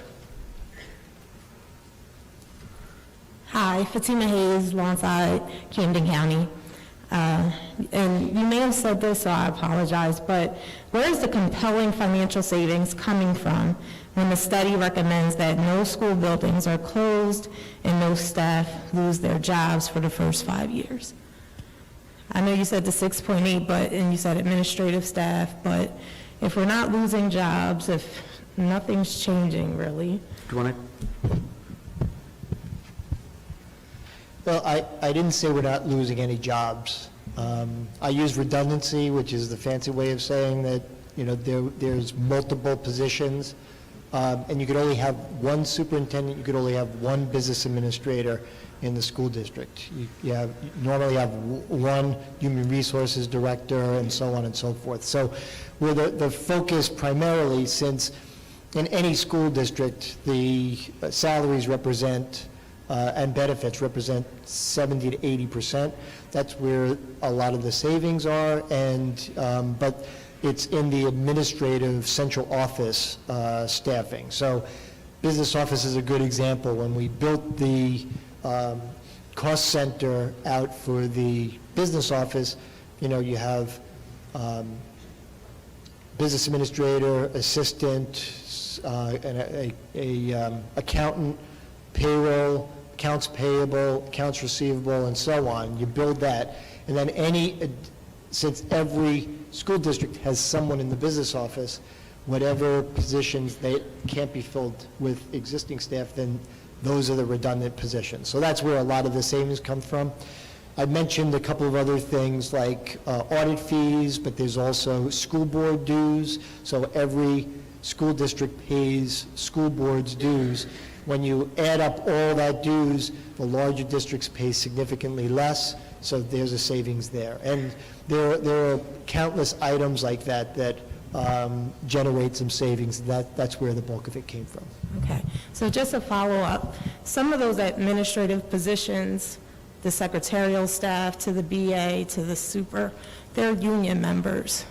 So we may possibly lose those positions. Yes, whether they're in a union or not is not relevant in terms of how the positions are handled. again, school districts right now could eliminate positions if they wanted to. So if they had an assistant superintendent and they thought they could do without it because enrollment is decreasing, they could eliminate that position, and if the assistant superintendent didn't have tenure in another position, then the assistant superintendent would no longer have a job in that district. So again, we didn't make radical assumptions, and we assumed you're not going to have 5 directors of guides, you're not going to have 10 directors of buildings and grounds. But we did not go deep into what happens at the school level because we're assuming, again, same kids in the same classrooms with the same teachers and the same structure for the schools. Could I just add Sure, Steve. one other thing? And Dave Hespy had mentioned this in his section, but, you know, we built out an administrative structure that has some significant value added. So, you know, when we were working together to try to determine what the central administration would look like, you know, it included a chief performance officer. It included a director of professional development and training. There aren't those positions that exist in existing districts, but a district that's a larger district that size would necessitate some positions like that. And those positions add tremendous amount of value. So we didn't look for, to eliminate any position but the bare minimum. We actually enhanced many of these positions to reflect what a district that large would staff and the advantages that come along with that. Okay, thanks. Thank you. Good evening. My name is Amy Ty. I live in Penns Grove Carneys Point School District. I am the association's president at Penns Grove Carneys Point School District as well. Unions do matter in Salem County. We're very strong and we're very, very proud of who we are. My first concern is this study was done before the pandemic. The pandemic has affected Salem County greatly. It has, matter of fact, created a more stronger bond with all of us because we're here for each other.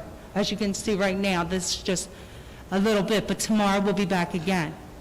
My concern is, first of all, number one, who was the stakeholders, as in teachers, aides, custodians? Who were they? Because I don't know any in Salem County. Nobody has asked any of us what was going on, because I surely would tell you exactly how I feel, and I think we should have had stakes. You act like we were, but we weren't. My other concern is, as Penns Grove Carneys Point, will each community get a vote in this? Or will it be a combined vote? Every community would have a vote. So if it passed in your community, you could be part of whatever the regional district proposal was. If it did not, you wouldn't. Or you might not even have it on the ballot. But you can't be dragged into a regional district against your will. So say Carneys Point does not want to do it, but Penns Grove does. We would be put in, or the one would be put in and the one wouldn't? If the voters in one community, again, we don't know what's going to be on the ballot, Right. whether it's going to be countywide or something different, but if one community wanted in, that community could vote itself in, and if one community didn't, it would not have to be. My concern was the 6.8 yearly. You said that was for the whole county, which I seem that to be impossible at this point. So if there was only a certain few that was in that, how would you go about doing that? Would you just put that in as a one section, or would you create a small north and a small south? It depends who would be interested in participating. As I said, I think to one of the earlier questioners, well, if there were 5 or 10 who wanted to proceed, then you would rerun the numbers to see what the total savings were. So it's fairly easy to do, because you would just modify the model that, as Steve C. had just described to you. But the key is that whatever the savings are, and there would surely be savings, they would be allocated among whatever communities wanted to participate. Okay, and then at the end, if that was the case, who would be choosing the board? Who would be in charge of that? Would that be an elected official that would be picking who would be on this board? And how would that be going, how would that happen? Sure. So when you form a new school district, the seats are selected initially by the Executive County Superintendent, and that's Peggy Nicolosi. She's here, and she's been following the process very closely. The good news there, again, having done this, is that, I'll speak for her for just a moment, she doesn't want to simply wade into a community and find individuals off the street to serve on the Board of Education. So almost certainly, they would be folks who are serving on the local boards of education now. Then they would be up for re-election with a staggered term. So again, let's say we're talking about the 15-person board that Dave Hespe laid out for you. So you'd assume the next year, 4 of those people would be up for election. The following year, 4 of those people, or 5 of those people would be up for election. So you stagger the terms, but the initial board is selected by the county superintendent, and they, in our experience, have been very kind to accept the recommendations from the local Board of Education. So if your board had someone who wanted to serve as that initial representative before going out to the vote, the county offices have historically been very receptive to that. Okay, and who would be negotiating those contracts for these members? So when the initial board is selected, they would be obligated to engage in the collective bargaining process with the newly constituted lawful representatives of the teachers or the administrators or whatever bargaining units we were discussing. And we would be, if, say, we were all into that, would we all be together as a union, like as an association in one county? And yes, there'd be one new large teachers association for however many communities are part of the new region. And that's who would be negotiating for them? Correct. They're duly authorized representatives. Okay, thank you very much. Thank you. Good evening. My name is Sandra Beals. I'm a resident of Pennsville Township. I am also a 23-year veteran teacher, 14 years in Salem City, and the last 9 in Pennsboro. Earlier tonight, one of you made the statement that our county and our schools are becoming more racially diverse, which slowly, yes, I do agree, slowly that is happening. How is this plan going to ensure the racial balance of the students in schools if nobody's leaving their current buildings? Well, again, we didn't say no one was ever leaving. We said we thought it was beneficial to leave everything as is for the first 5 years. If I may, I'm going to break your question into 2 parts, because I think one is a demographer question and one is an educator question. And the phraseology we were talking about was educational equity. So sometimes we're talking about integration, and sometimes you're talking about programmatic changes for districts that have been struggling recently, many of whom serve a large minority population. So I want the demographer to simply talk about the numbers, and I want the educators to talk about how that can benefit children in the classroom. So if I may do it that way, let me turn to Rich and then to Henry and Dave. So one of the things I looked at was the racial distributions in all the districts. And you're right, there's certainly differences in racial makeup across the communities, and we're not suggesting that we're moving students around to balance everything out to be equal across the board. So there's going to be continued variation of the numbers percentage-wise in race across the county as it is now. Okay. So there's no plan to... No, not the next 5 years. Continue. No, that would be up to the new board if they want to do some maneuvering with that. Right, and I do think that the new board will want to expand on the choice opportunities you're currently providing. Half your districts participate in the interdistrict choice program. You have the new charter school, you have Economies, and I think if you want to diversify the county further, those are the strategies that have proven to work, and you're far along with that. It's just you continue to have pockets of segregation within the county, as you observed, and I think that would be something that the new school board wants to look at, might have to look at, and then has strategies that are working that they could pursue at a higher level. And that's what I'd suggest to them if they ask me. Okay, so there is going to be a recommendation for equal services and opportunities for students throughout. We did make the recommendation that the new school board should look at expanding choice opportunities throughout the newly unified district, if that's what the communities do in the end. Okay. Sure. Thank you. Thank you very much. Hi, my name is Stacy Pino. I live in Gloucester County, but I am a veteran teacher of Salem City. 19 years. I think my questions are probably going to be pretty quick to answer. I wanted to clarify when a woman was talking about salary guides. We know that tenured teacher salaries cannot be reduced, but are you saying that non-tenured teacher salaries can be reduced? Well, again, non-tenured teacher salaries can be reduced now, and that's just a statement of law. It's not our recommendation. In other words, none of that savings comes from reducing the salary of non-tenured teachers. I was just simply stating the law. The question was, we know that salary guides can't be reduced, and I said, if they're duly negotiated, salary guides can be reduced. Well, the real answer is, regardless of the salary guide, you can't reduce the salary of tenured teachers. You can reduce them of non-tenured, but that's not part of our plan. Okay. But no, I wasn't insinuating that it was part of your plan. I just wanted to clarify that. Yes, thank you. The other question was, you had mentioned that the local Board of Educations would stay in place and act as a bridge. Do you have a anticipated timeline of how long they would be doing that before the county board took over? Yeah, it's in the plan, but I can have Dave describe it to you because I know he's the architect of that recommendation. Sure. So the goal here is that it's going to take time for any new governing body really to get up to speed, right? To learn what's happening in the communities, to get out to the communities. And until that occurs, we don't want the new board to be making decisions in the dark. So we want some ability to bring information to that board. And that's the thought. Maybe the best group to do that would be the existing boards of education, keep them in place as advisory bodies for that first 5 years. And certainly if they're working very well in that capacity, nothing that would prevent the new countywide board from saying, oh, this is a great idea, let's keep doing this longer than that first 5 years. But our recommendation was at least the first 5 years. For the 5. Okay. And my last question is, what is the timeline for this? You know, how soon do you expect this to go out to a vote, to a referendum?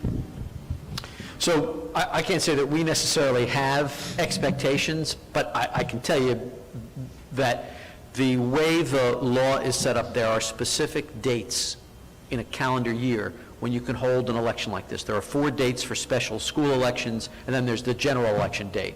So the 4 dates are the 4th Tuesday in January, the 2nd Tuesday in March, the 4th Tuesday in September, and the 2nd Tuesday in December. Then you have the general election, right? First Tuesday after the first Monday in November. So those are the 5 dates available. I would think that any community interested would be looking to do this at one of the later dates this year, but they could let it go into next year if they wanted to. But I mean, the information is here. I think it's going to spark a lot of dialogue, and surely if a community or Board of Education were interested, they could put it out for a vote in one of those later September, November, December dates this year if they were so inclined. But that, recommending when a vote takes place is not part of our study. Okay. I'm just giving you the information. Okay, all right, thank you. Thank you. Hi, my name is Rebecca Ferguson. I'm a Mannington resident. I have the 12-year-old who's hoping that this meeting ends so he can go home really soon. I'm also the mom of 5-year-old twins. So I understand when we're talking about a time frame of 5 years, I understand it seems like a really long time, but it goes by so very quickly. I have a lot of gut reactions to this proposal, and I actually read your full feasibility study. As a Mannington resident... And you have 5-year-old twins? I mean, I think you deserve credit for that. It was a snow day. Okay. It was great. They loved it, they were happy, and I got to read. It was wonderful. Okay. And it was really detailed. So I want to make sure I read correctly. As a Mannington resident, if everybody in Salem County decided that they wanted to join into a regional district, that Mannington would share would have one of 3 different areas. I think it was like LAC, Old Men's Township, and Mannington, and we would have 2 votes between those 3 districts. Did I read that chart right, or? Yeah, What you're referring to is what would happen if the current statutes were applied, and we're recommending that that doesn't give the voice that most residents want on a Board of Education. So instead of having at-large representatives where, yeah, you could share one member with other communities that may or may not share your community's priorities or goals, we said, no, let's go for every community has at least one member on the new Board of Education, but the voting rights will differ. Some will have a fraction of a vote, others will have multiple votes in order to compensate for the fact that some districts are very small and some districts are very large, but everyone has at least one member. So that was just a at-large representation of what would happen under existing law if you don't seek to change it towards every community gets one member. So that was just part of our very detailed analysis demonstrating what would happen under existing law, what might be a better way to do things. So we may have a person there, but their voice would still be proportionate to that chart. No. I haven't had enough coffee, so I'm sorry if I'm asking. There's another chart farther along in that chapter that lays out what we think might be a better idea, where each community gets one member, but what the voting rights would be for each one of those members. Like I think for the gentleman who began with Elmer would have a member on the new board, but the voting rights of that member might just be a fraction of one vote. Okay. And then my follow-up to that would be, I know that we don't live in a silo, so I was wondering if there's any additional information about how a possible regional consolidation would affect property values and the sense of community. I mean, I'm a diehard Salem High School resident, a Salem Ram at heart. I know that a lot of people in our community have deep roots and are very tied through schools. So is there any cash equivalent to how that might alter investment in communities, property, retail values? Because I would think that there's an increase in maybe a lower income, a lower scoring school district versus a higher scoring school district. So as you might imagine, predicting property values in New Jersey is a dicey proposition. But I think if you were to talk to someone who handled residential real estate, I think there's one aspect of the study that would be most relevant, which is in the education section where they, relying on other examples and on literature, predict that educational achievement will improve. And if that's true, in terms of graduation rates, standardized test scores, all the things that folks look at, and that you would hear about if you talk to a realtor about a particular community, if those improve, you would assume that there would be a resultant increase in residential real estate values. But that was not part of the study, and as you know, it's a fairly dicey proposition. So while we don't touch on that, I think we we specifically cover something that would be highly relevant, which is student opportunity, student achievement.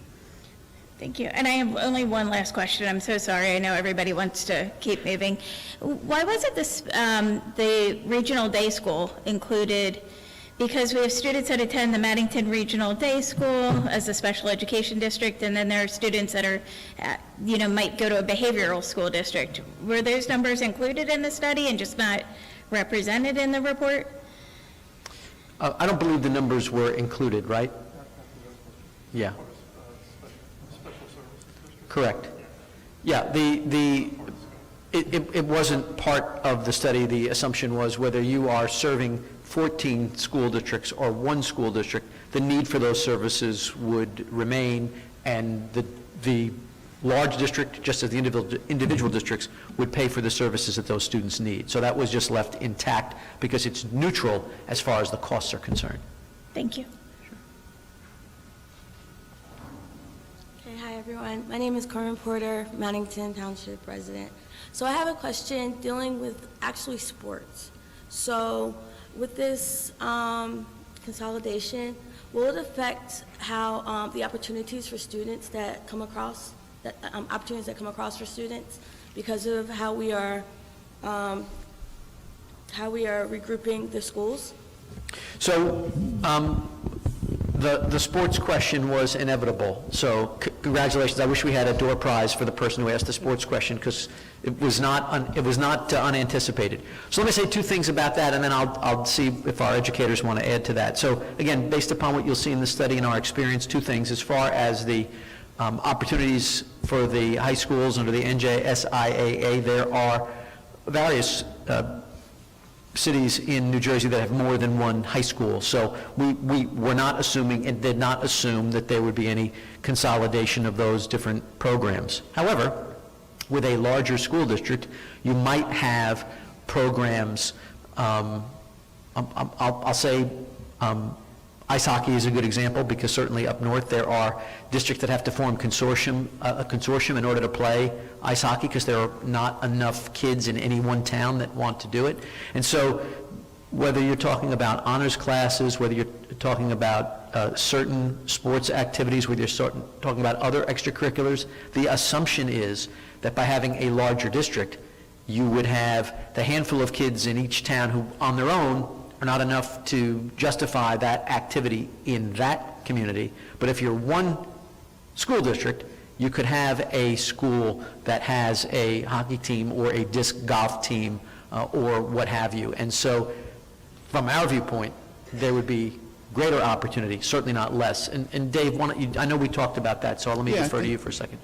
Yeah, I think, Vito, you got one half of the equation, and by the way, athletics are super important for lots of kids. We want to find ways for kids to excel, so we always enjoy the athletics question, because it does let us talk a lot about some of the advantages and some of the issues that need to be resolved moving forward. I think Vito did a great job on the advantages. You'll have a ability to look around the district, see what the interest is in various sports, but you're going to still have the same comprehensive high schools. So it's just, are there certain sports that a group of students at one high school always wanted to put together, but because of resources just weren't able to do so? And that's where I think, as Vito suggested, a larger grouping, consolidated, unified regional district could support that issue. Now, you also have moving to the interscholastic, the NJSIAA.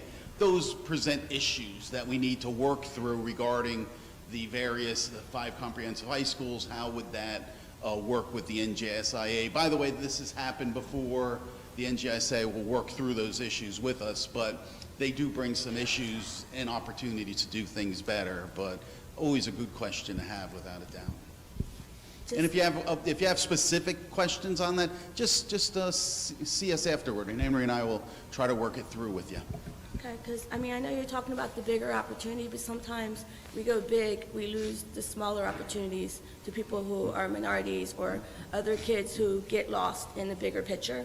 So I hear the big and more opportunities, but sometimes is it really when we go big? So I just want to keep that in consideration. No, it's a good point, and thank you. Hello, Darren Harris. I'm a Pittsgrove resident. I also do serve as the business administrator for the Pittsgrove Township Board of Education. I do want to say I applaud the study. I think there's a lot of things that were done very well. It gave a very good framework to how, if the county were to move forward and wanted to move forward with legalization, at least give some basic steps. And I also applaud the legislators for doing some things to make it somewhat more feasible to actually go that direction, whereas before it was not feasible. I do have a few concerns and questions with some of the assumptions of the study. First, most of my wheelhouse is going to be in financial, but educationally speaking, I have a couple of small things. And the first is dealing with, it's good that there would be a unified curriculum, right? However, I think we do need to take a look at other studies as well. And one thing I saw starting in 2017 and 2018, around that time frame, when the legislators put out the original legislation that started this whole process, right, with a pilot county school and things like that, it brought my attention to do a little bit of research just to see what has been done in the past, because this is not a new concept, right? And some states have gone to countywide schools. Some states have done some regionalization to positive effects and to negative effects. And what I saw in the analysis of the educational is when you increase the district size or the school size, for the more affluent communities, you don't necessarily see a huge educational impact. And this is from the 2017 Arkansas study. But what they said is when you have a higher level of poverty, there's more damage to the larger school sizes and larger districts to that higher level of poverty students, where you see their test scores go down and graduation rates go down. And I didn't see that addressed or even mentioned in the study. And similar studies have been done in Alaska, California, Georgia, Montana, Ohio, Texas, and West Virginia that show similar things. When you don't see as much of a difference in a higher demographic, but when you have high poverty schools, the higher the school, it seems like the lower the attainment and education rate, and graduation rate, with the B. So that was my main concern with educational. But most of my concerns obviously come with the financial aspect of it.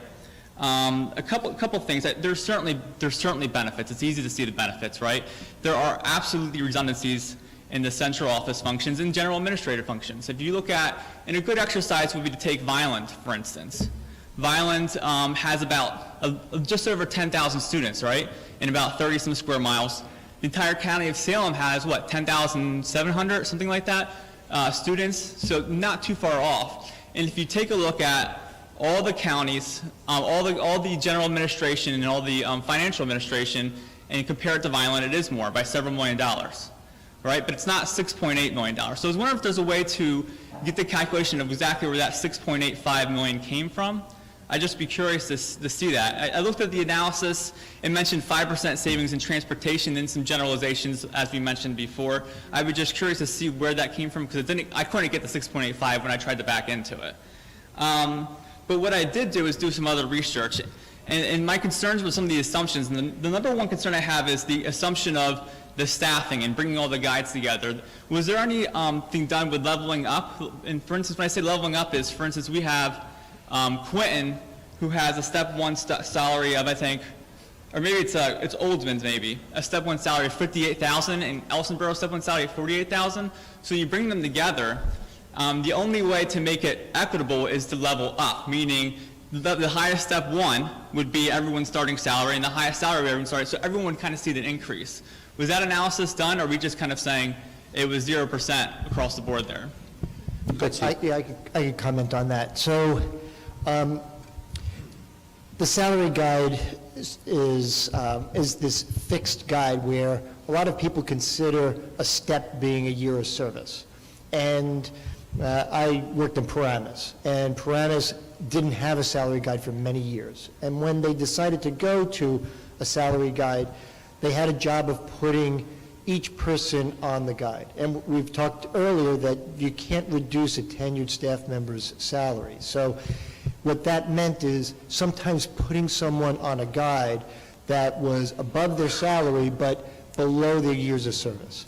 And we saw this also in the South Huntington and the way they did their salary guide. And it's commented on in the study, but they sat down with the NJEA and worked cooperatively to place people on the guide, not necessarily where their years of experience was, but where their salary was in line with the education that they have. So there are mechanisms to do that, that spend whatever the agreed upon salary increase is in that pool of money without necessarily ramping up each guide level as you had indicated. So if I understand correctly, is it theoretically possible for someone with, let's say, 10 years experience at Elsinboro to be at a lower step in this consolidated unit of someone, let's say, at step one in the higher district or burning of Oldsman's? Yes. Okay. So then my other concern with that is every district's different. We have a lot of the smaller districts that hire all their paraprofessionals part-time at a cost of $18,000. We have some larger districts that offer full family benefits, and the cost is closer to $70,000. Was that analysis done, or are we just saying we're going to continue that status quo across the board? Yeah, the general assumption there is that those costs are going to be maintained. Same with the teacher salaries. So in the consolidated district, we'll have some working part-time or contracted, and others still getting the full family benefits. Or some middle ground, depending on how the board decides to handle that. So there may be a give and take. The net result would be The same, there was no No savings net generated change, from that. sure. Same with custodians, drivers, all the support staff. Got it. Correct. Again, in terms of doing a very conservative look at this, we tried not to, because it would just be a guess, right? What is the school board that doesn't exist yet going to decide to do? So we simply carried those costs forward, because obviously a district that uses part-time aides could decide to hire full-time aides if it wanted to, with or without consolidation. So your points are valid if you're actually running the district, but since we're not running it and we don't know who's going to be running it, we just left that alone. Makes sense, makes sense. So the second thing is with the state funding, obviously choice was mentioned, that would be a concern because it's several $1 million. But the other is preschool. We have different communities here that do have tuition-free preschool within the last few years, and other districts do not. So the concern is, if we were to become a consolidated district, would that still be the case where, well, how would the state do that? Because it's basically a state grant for a lot of our districts. It was a competitive grant, they applied for it, they received it. Some districts have it, some do not.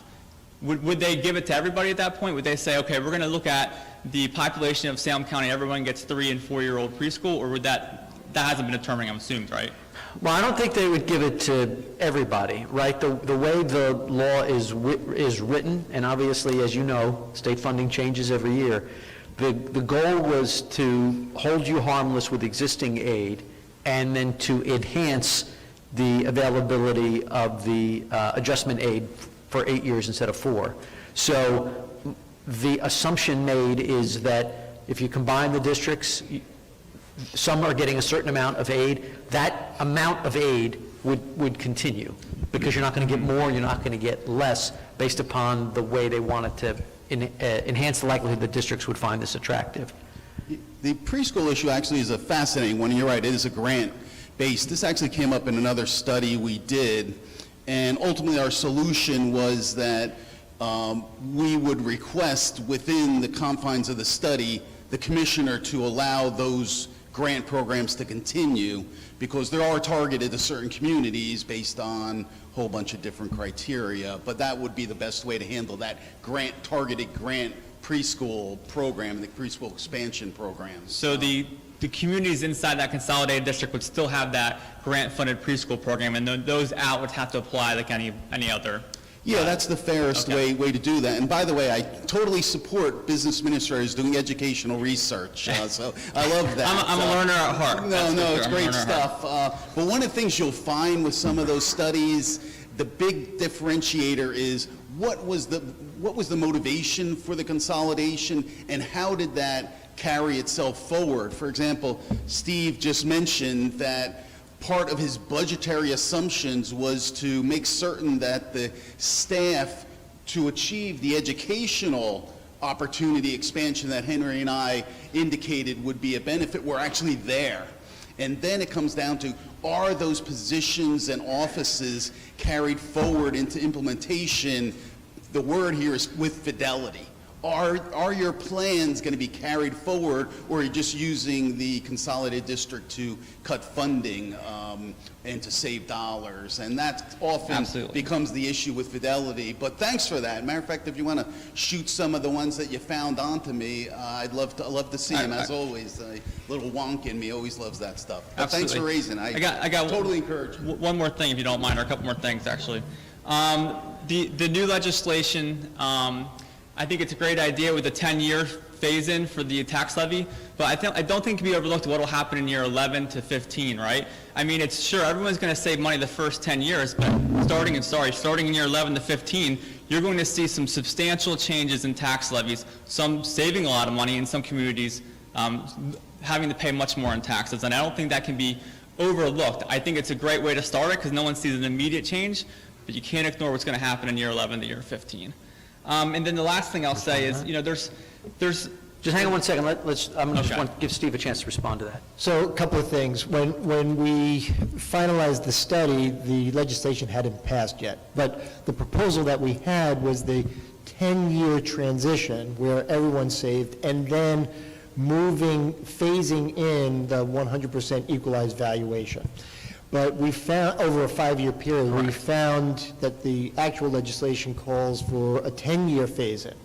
So, and in some of the charts, you could see that 100% equalized valuation provided the lowest increase. And so, I agree. And over that 20-year time horizon, those numbers could change also. Drastically, sure. So, yeah, so it's hard to really project or speculate as to what that impact's going to be 20 years down the road. Sure, a lot can happen just in 10 years, let alone 20. So I guess the last thing I'll mention is, obviously this isn't the first study done for consolidation. There's been large studies. One of my favorites of 2017, Joint State Commissioner of Pennsylvania looking for ways the school districts say, and they have a lot to say about consolidation. And essentially what they're saying a lot of times is after 3,000 students, you don't really see the economies of scale or savings per student. And if you even look at New Jersey has a great tool called the New Jersey Taxpayers Guide to Education, and they break out K-12s between 0 and 1,800 students, 1,800 and 3,500 students, and 3,500 plus students. And if you look at the budgetary cost per pupil, guess where the most financially economical districts run? Between that 1,800 and 3,500. It's actually more expensive on a budgetary cost per pupil if you look at the average at 3,500 and more versus 1,800 to 3,500. So I think and they've showed a lot of savings specifically with smaller districts, 300 and under, 200 and under, but you don't see that same savings once you get to 1,000, 2,000, 3,000. And an example would be Vineland, for instance. If you look at the fiscal year 19, which is what we looked at here, it's a good year to look at because it's the last year before the pandemic, right? So if you look at that, 8 out of 13 districts had a lower budgetary cost per pupil than neighboring Vineland did. And 3 of those are K-12s, including Pennsgrove, Pittsgrove, and Woodstown / Pilesgrove.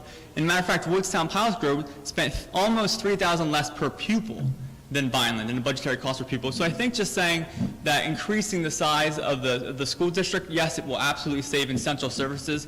I do believe that there's assumptions that haven't been looked at for fair reasons because it's hard to look at them, that I think would also diminish potentially that $6.8 million. Thank you.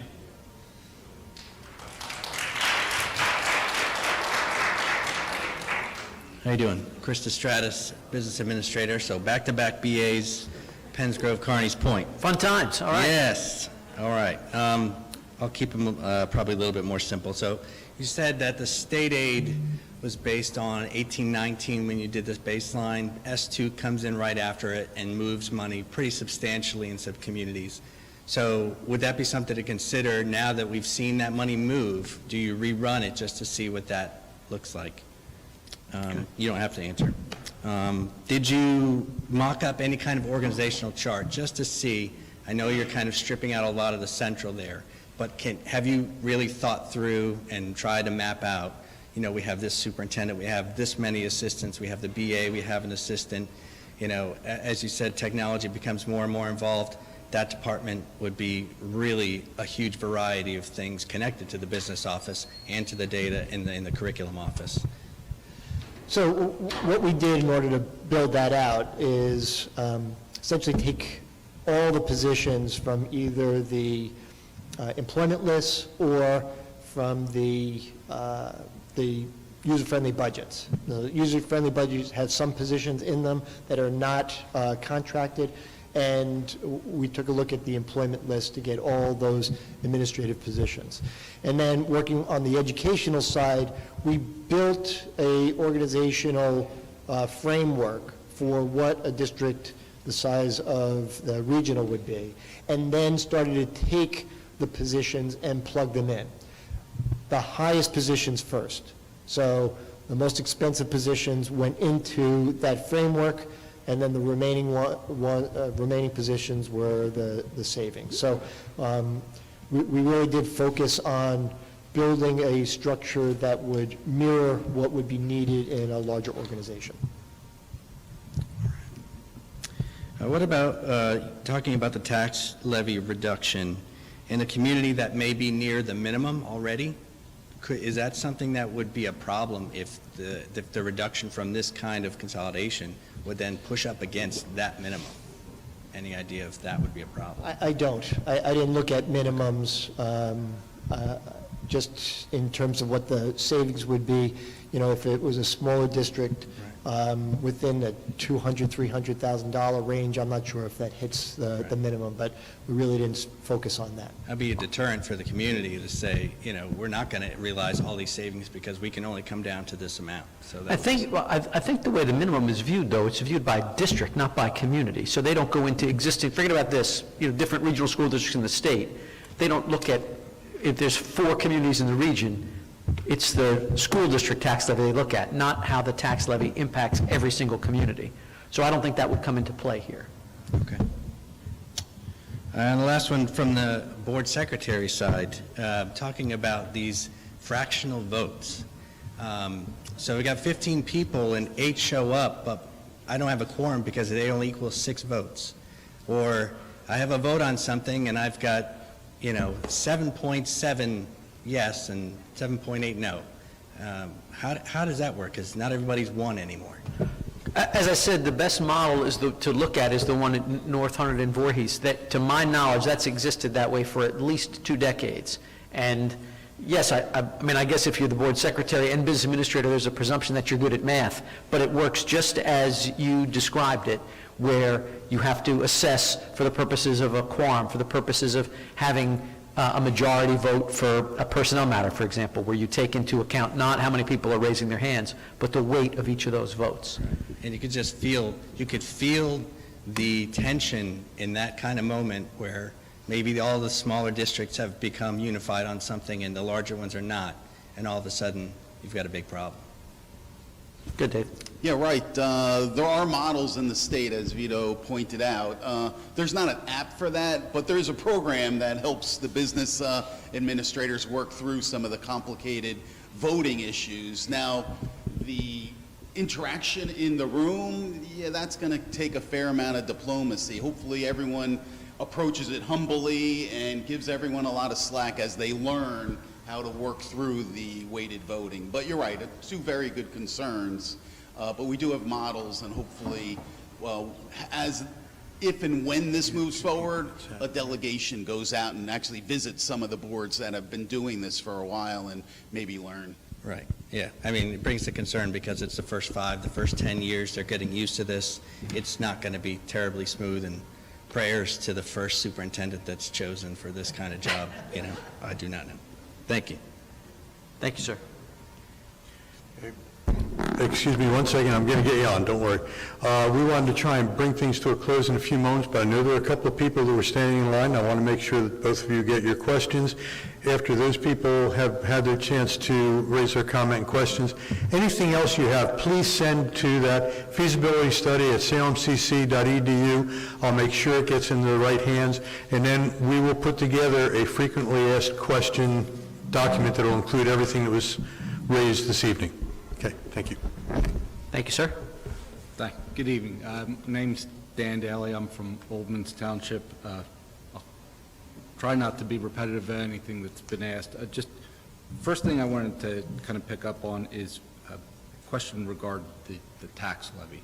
My understanding you're saying is that it would be based upon the current levies as they are coming out of each individual district. Yeah, I think the timing would be depending on when the referendum vote was taken, but whatever the last tax levy was raised, you would set the proportion at that point. So Well, I guess, well, therein lies my question. If you're looking at, it's a proportion based on where you reside as opposed to an equal apportionment throughout the county then, correct? it's based on what the community has agreed to spend on education at a fixed point in time. Then it would transition over a 20-year period to an equalized valuation rate.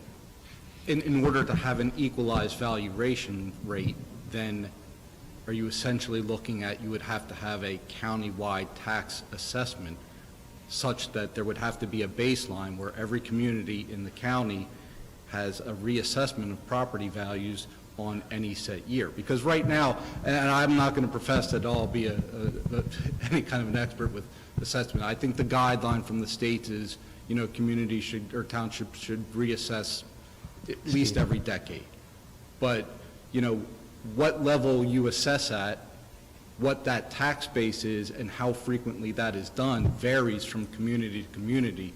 So basically, you would never, it would always be an apples to oranges and not an apples to apples as to what the assessment level is for how you're doing school funding in a consolidated district, correct? So almost every regional school district in the state right now is funded based upon an equalized property value formula, which is designed by the state to ignore the frequency with which different towns reassess. So the formula that we're talking about here is not one that we invented. It's the formula that the state uses for almost every regional school district in the state. It doesn't require new assessments. It doesn't set a countywide tax level.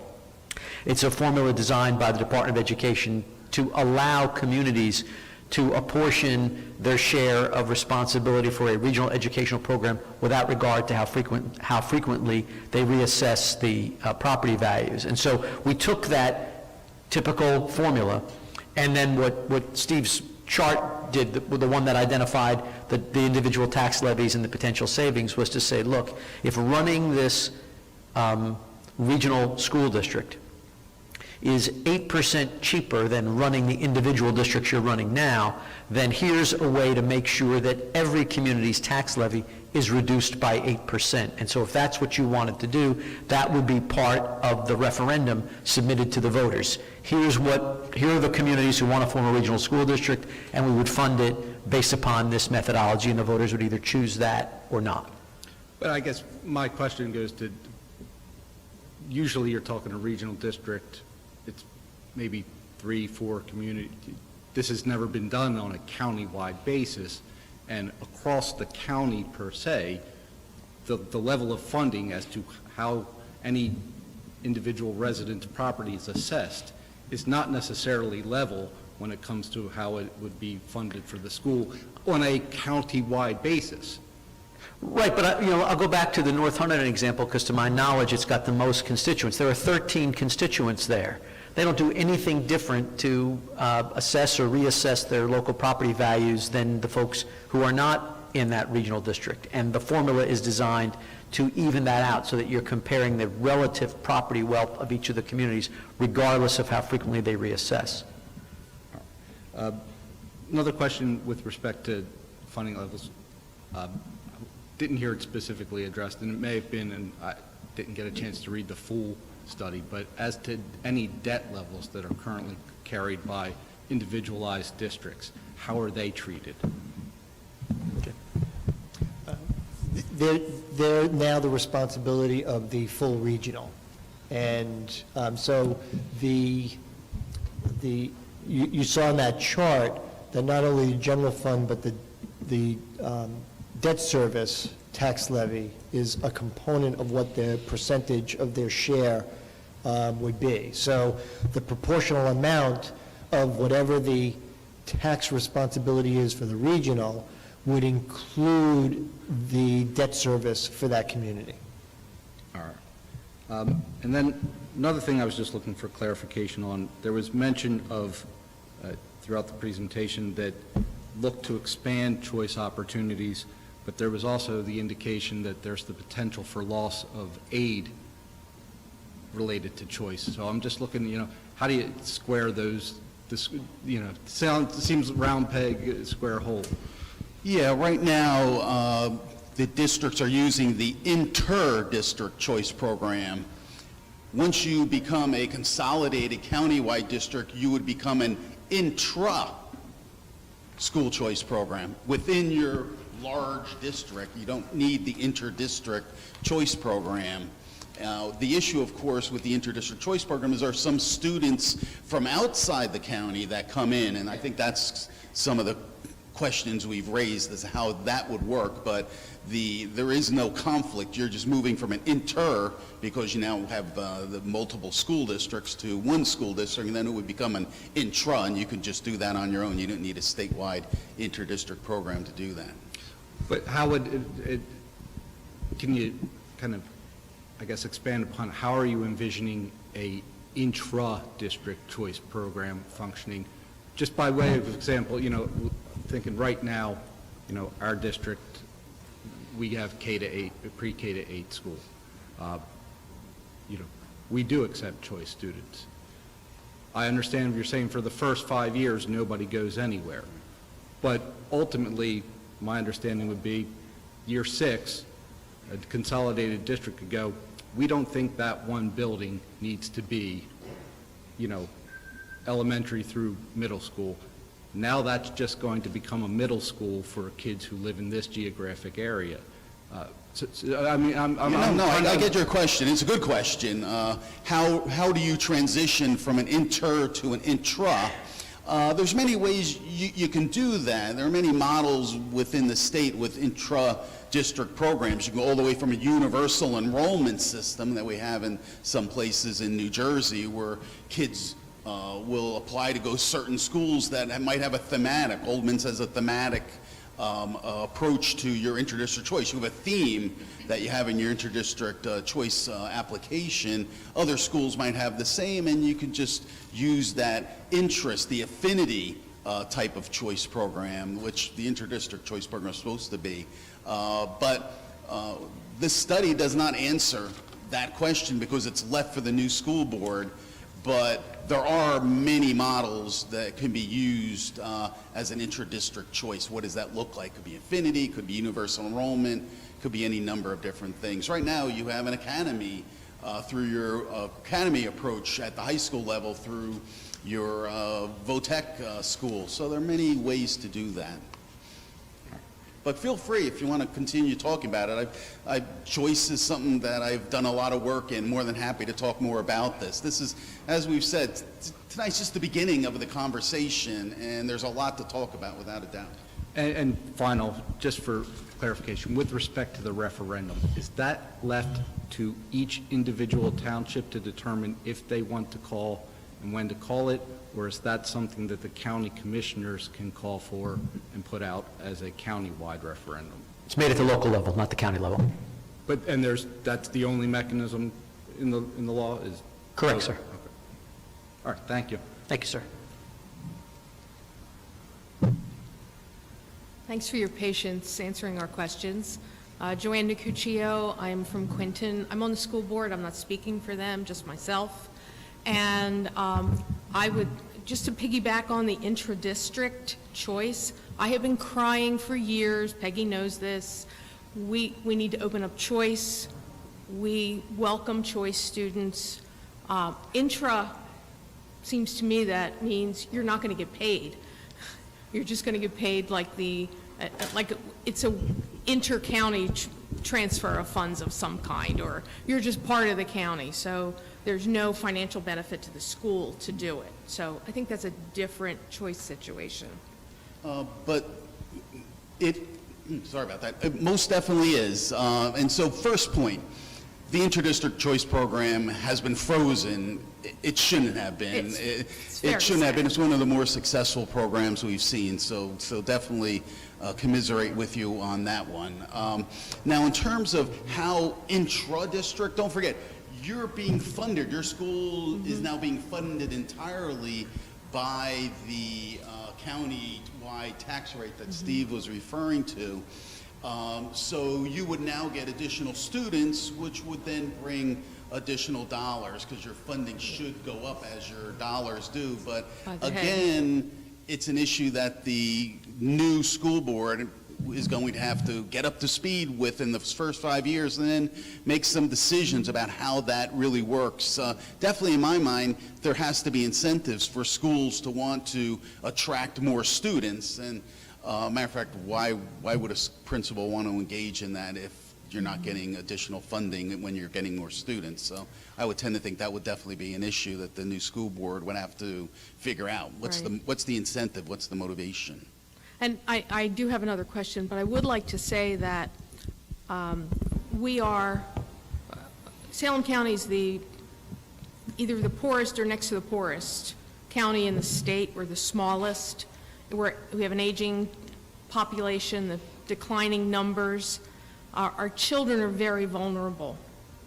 And I see in your report that you consistently write that all of the schools are in alignment with the ongoing New Jersey curriculum. And I think that's comfort enough that we are following the appropriate curriculum. I would prefer not to see policy wonks hidden away somewhere from the children. We need people that are visible to these kids, that have their feet in the building so they can see and be seen as individuals. These kids are very fragile. Either they are impacted by so many of these issues that we are dealing with in terms of poverty and just being in that kind of environment. So I think that's very important. So we're meeting the guidelines. The other piece is, what if, this is a very visible project. What are the mechanisms for the state to say, if we decide we're not going to do this, or if an individual school district says, we're not going to do this? Is this an offer we can't refuse?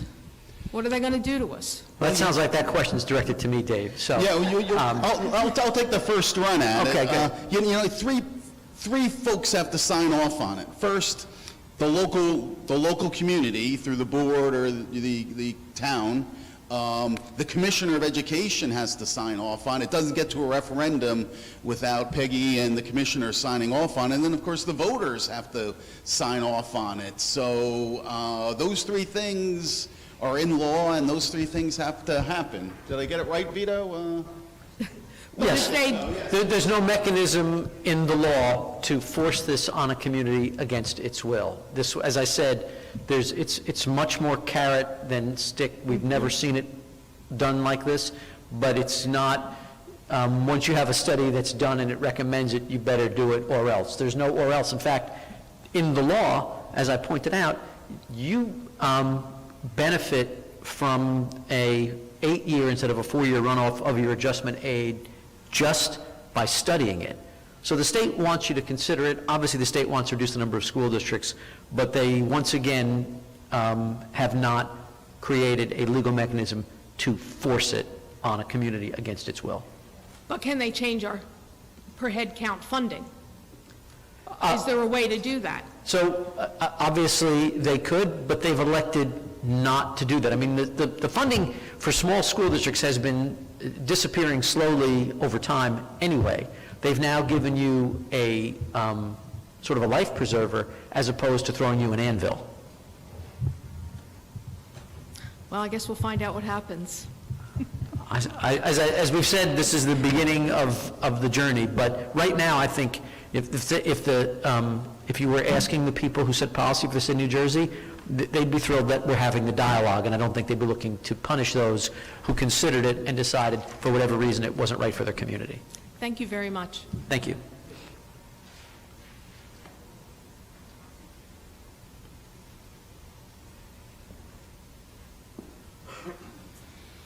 Hi, my name is Patty Bomba. I live in Carneys Point. I know that you did not include special services in your report, but my concern is for the special ed students that are in the small districts at this point. They sometimes fall through the cracks on a good day, and what is going to happen to the special ed program in this huge district, and also where will their voice be on a 15-member school board? Well, the small school districts should have a better opportunity to keep children in district than they have now, because by being part of a larger district, there would be a larger population of students with different classifications that a larger district could serve that smaller districts couldn't.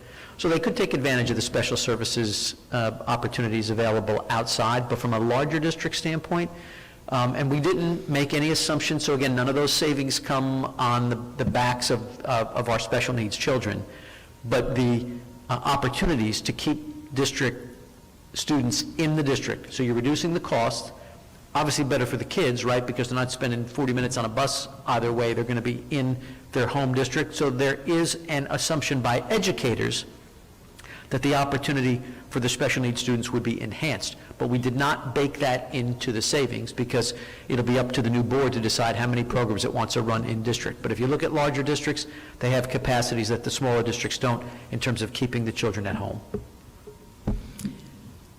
That's, the concern is with the larger board, because sometimes the special ed programs they don't have a voice on the small school board, the small district school board. So when you open it up, my concern is that these students are going to be lost. Yeah, the first is that if done properly and you build out the special services department the way we are recommending, you should see better services, better ability to get the right professionals out to the right place. The second issue you raised is really a good one, and it runs through so many of these issues, and that is, as we move from a 14 to a 1, how do we make certain that all of that information, all of those parental concerns, all of those teacher and support staff concerns head up into the right place at the larger district? It's a good issue. It is one of the issues that I think needs to be on everyone's mind if and when this moves forward, because ultimately that's going to be the success indicator. Does the information flow to the right people in the right place? And so it's a great concern. We understand that, and I think our recommendation remains that's the communication is one of the most important parts of success of this initiative is going to be, is communication robust, constant, and getting to the right person at that new district. You will have one member on the board that certainly will help keep communication flowing, but I just want to go back to, it's a great concern. It's something that certainly is on our mind as we make these recommendations. So it is certainly part and parcel of what we're doing here. Thank you. Sure. Thank you, ma'am.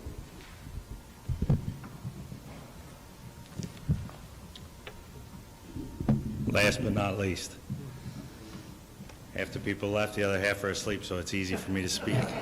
Yeah, please keep your voice down. So I'll start with a question my wife wanted me to ask, because happy wife, happy life. So with the creation of this new board, who will be there to guide the new board when they make all these important decisions I've heard you talk about? Sounds like there's tons of things that they need to engage in that they may not have any clue on how to do.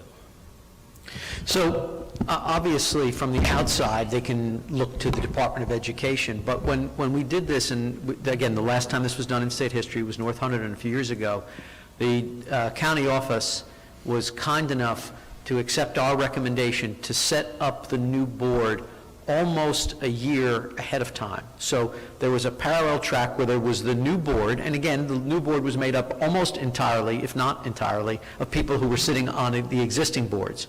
So they had 2 board meetings to go to in a given month for that first year. So you had the incoming board in an advisory capacity and the 4 different boards with all the lawful authority. And then on July 1st of a given year, the 4 boards fell into an advisory capacity, and that new board, which had been up and running and advising the new boards, the old boards, but not of any authority yet, had authority. So it made for a smooth handoff of the baton because they were running together and the baton was handed off. And so it was really with minimal guidance from the Department of Education, not that they weren't happy to answer questions, but it was really those boards working together to make sure that they had all of the discussion and all of the dialogue before any decisions were made. So it is possible to do that. The DOE did it, and I think they would, if you did anything like this, they would want to see you be successful, so I can't imagine they wouldn't do it that way again. Absolutely, and also, this is a great conversation to have with the School Boards Association, because I remember having conversations with them a number of years ago on another new board type situation, and they would be the perfect group to provide that professional development and training for the board. And by the way, kudos to your wife. That's a great question. Boards need professional development and training just as well as everyone else in that district, and certainly something that needs to happen if they're going to be as effective with this new structure, which we all acknowledge is a little unwieldy, but there are models that will allow it to work, and you get the right people doing the right things, properly trained. I think that can be done, but definitely a conversation to have with the School Boards Association folks, and maybe through your county representatives, they could start thinking about that if and when this moves forward. Okay, thank you. At the beginning of this, when Mike introduced everybody, he mentioned that 2 counties it was a plan to assess this across 2 different counties. It's a 2-part question. What was the other county, and why was Salem County chosen? Well, Salem County was chosen because your county governing body wanted this studied. So this was not chosen by the state. It was chosen by your countywide elected officials, that they put this out for an RFP and asked the county college to sort of proctor the work of the study. Any county could have done this.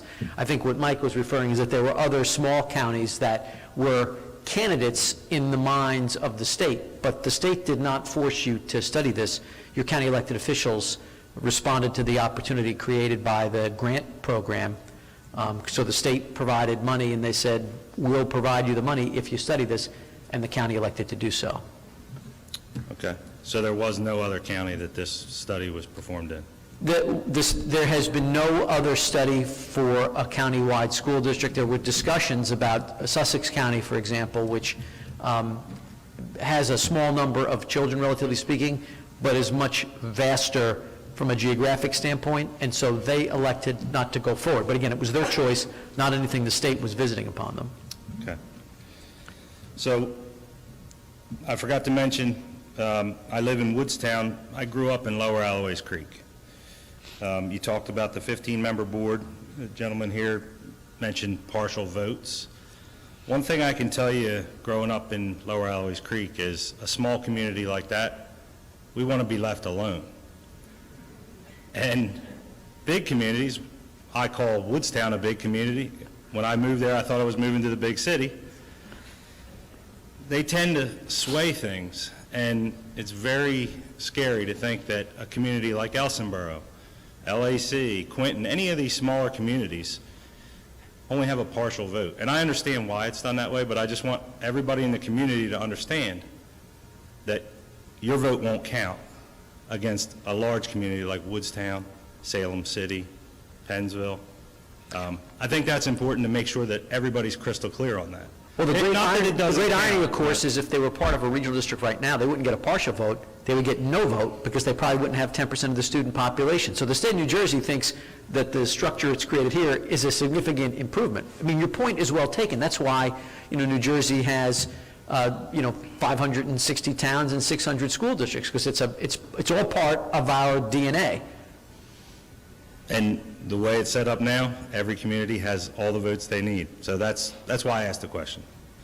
I wanted to ask a question, and I think you may have touched on it earlier on. One of the reasons why I moved to Woodstown is for the school district. When you start commingling all these school districts, why would anybody want to live where they live now? I always hear from coworkers, I work in Delaware, a lot of coworkers that live in New Jersey say, the only reason why I live in New Jersey, because it's not for the taxes, is for the schools. If it wasn't for the schools, we'd be gone. So I think about that on a smaller scale. Why would I stay in Woodstown? Why wouldn't I move somewhere else? And I don't know if your study addresses that, and I'm just curious, because I did not read through all 336 pages. So surely the study doesn't talk about why you'd want to live in a particular community if you had a regional school district. There are various regional school districts, K-12 regional school districts in the state. There aren't many. But you don't see people moving from one town to the other because it doesn't make a difference. So Scotch Plains, Fanwood, South Orange, Maplewood, these are K-12 regional school districts.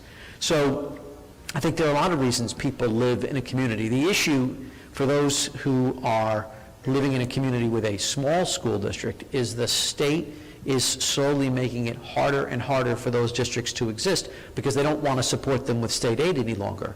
And so in that sense, to the point that you're making, it's a community's decision to make. It's going to get more and more expensive for us to run our individual school district. Do we want to pay to run that district because it's so important, it runs to the heart of our community, or do we want to do something different? That's what the communities will have to decide. The only time I think, I don't want to say it's forced on a community, but I think the only time the dialogue changes is when the enrollment is declining so much, and Dave may know the number better than me. I think there are probably 24 school districts in the state that have less than 100 students. At that point, it's really not a matter of what you're willing to pay for. It's can you run a functional educational program once a school gets that small. But until you reach that point, the issues that you're talking about, I think, will go to the heart of the debate for any community that considers this. There are greater educational opportunities, there's money to be saved, but we're losing control of something that's very precious to our community. Are those benefits worth it to us? That's what communities are going to decide. I think that's the dialogue that's going to go on for the next few months here. All right. In one of the slides that Steve put up there, you talked about the transitional allocation. One thing I noticed looking at all the districts, the percentage share that 6.8 million could get shared to each community was based off their total current tax levy. Part of that total current tax levy is their debt tax levy, their debt services tax levy. So to me, this system favors those communities that are in deeper debt and disproportionately goes against those that have done really well with their money. Personal opinion, I want to make sure that I read that slide correctly. A community that has a larger debt service gets a larger share of the benefit. Is that correct? So it is, but you sort of have to flip it around. So what that's designed to do is to determine what percentage of the new tax levy those districts would be responsible for. And if the new tax levy is below the old tax levy, then they're going to be responsible for less. And like you said, that means that they're going to take on more of the savings because they have a higher share of the overall responsibility for the new tax levy. So I think it sort of makes sense because they incurred the debt. Now that's going to be part of the percentage that they're going to be responsible for moving forward. So you're right, the way I had it depicted showed the percentage of the savings that they would get. But they're only getting that savings because they're paying more of the total tax levy when it gets struck by whatever the new budget is. Does that sort of answer your question a bit? It does, but I think I'm on the right track there because they have more debt service. Yeah, but they're going to pay a higher proportion of the tax levy, whatever the new board sets, they're going to pay a higher percentage of that because they are paying the debt component of it as well. Okay. All right. Thank you. Thank you, sir.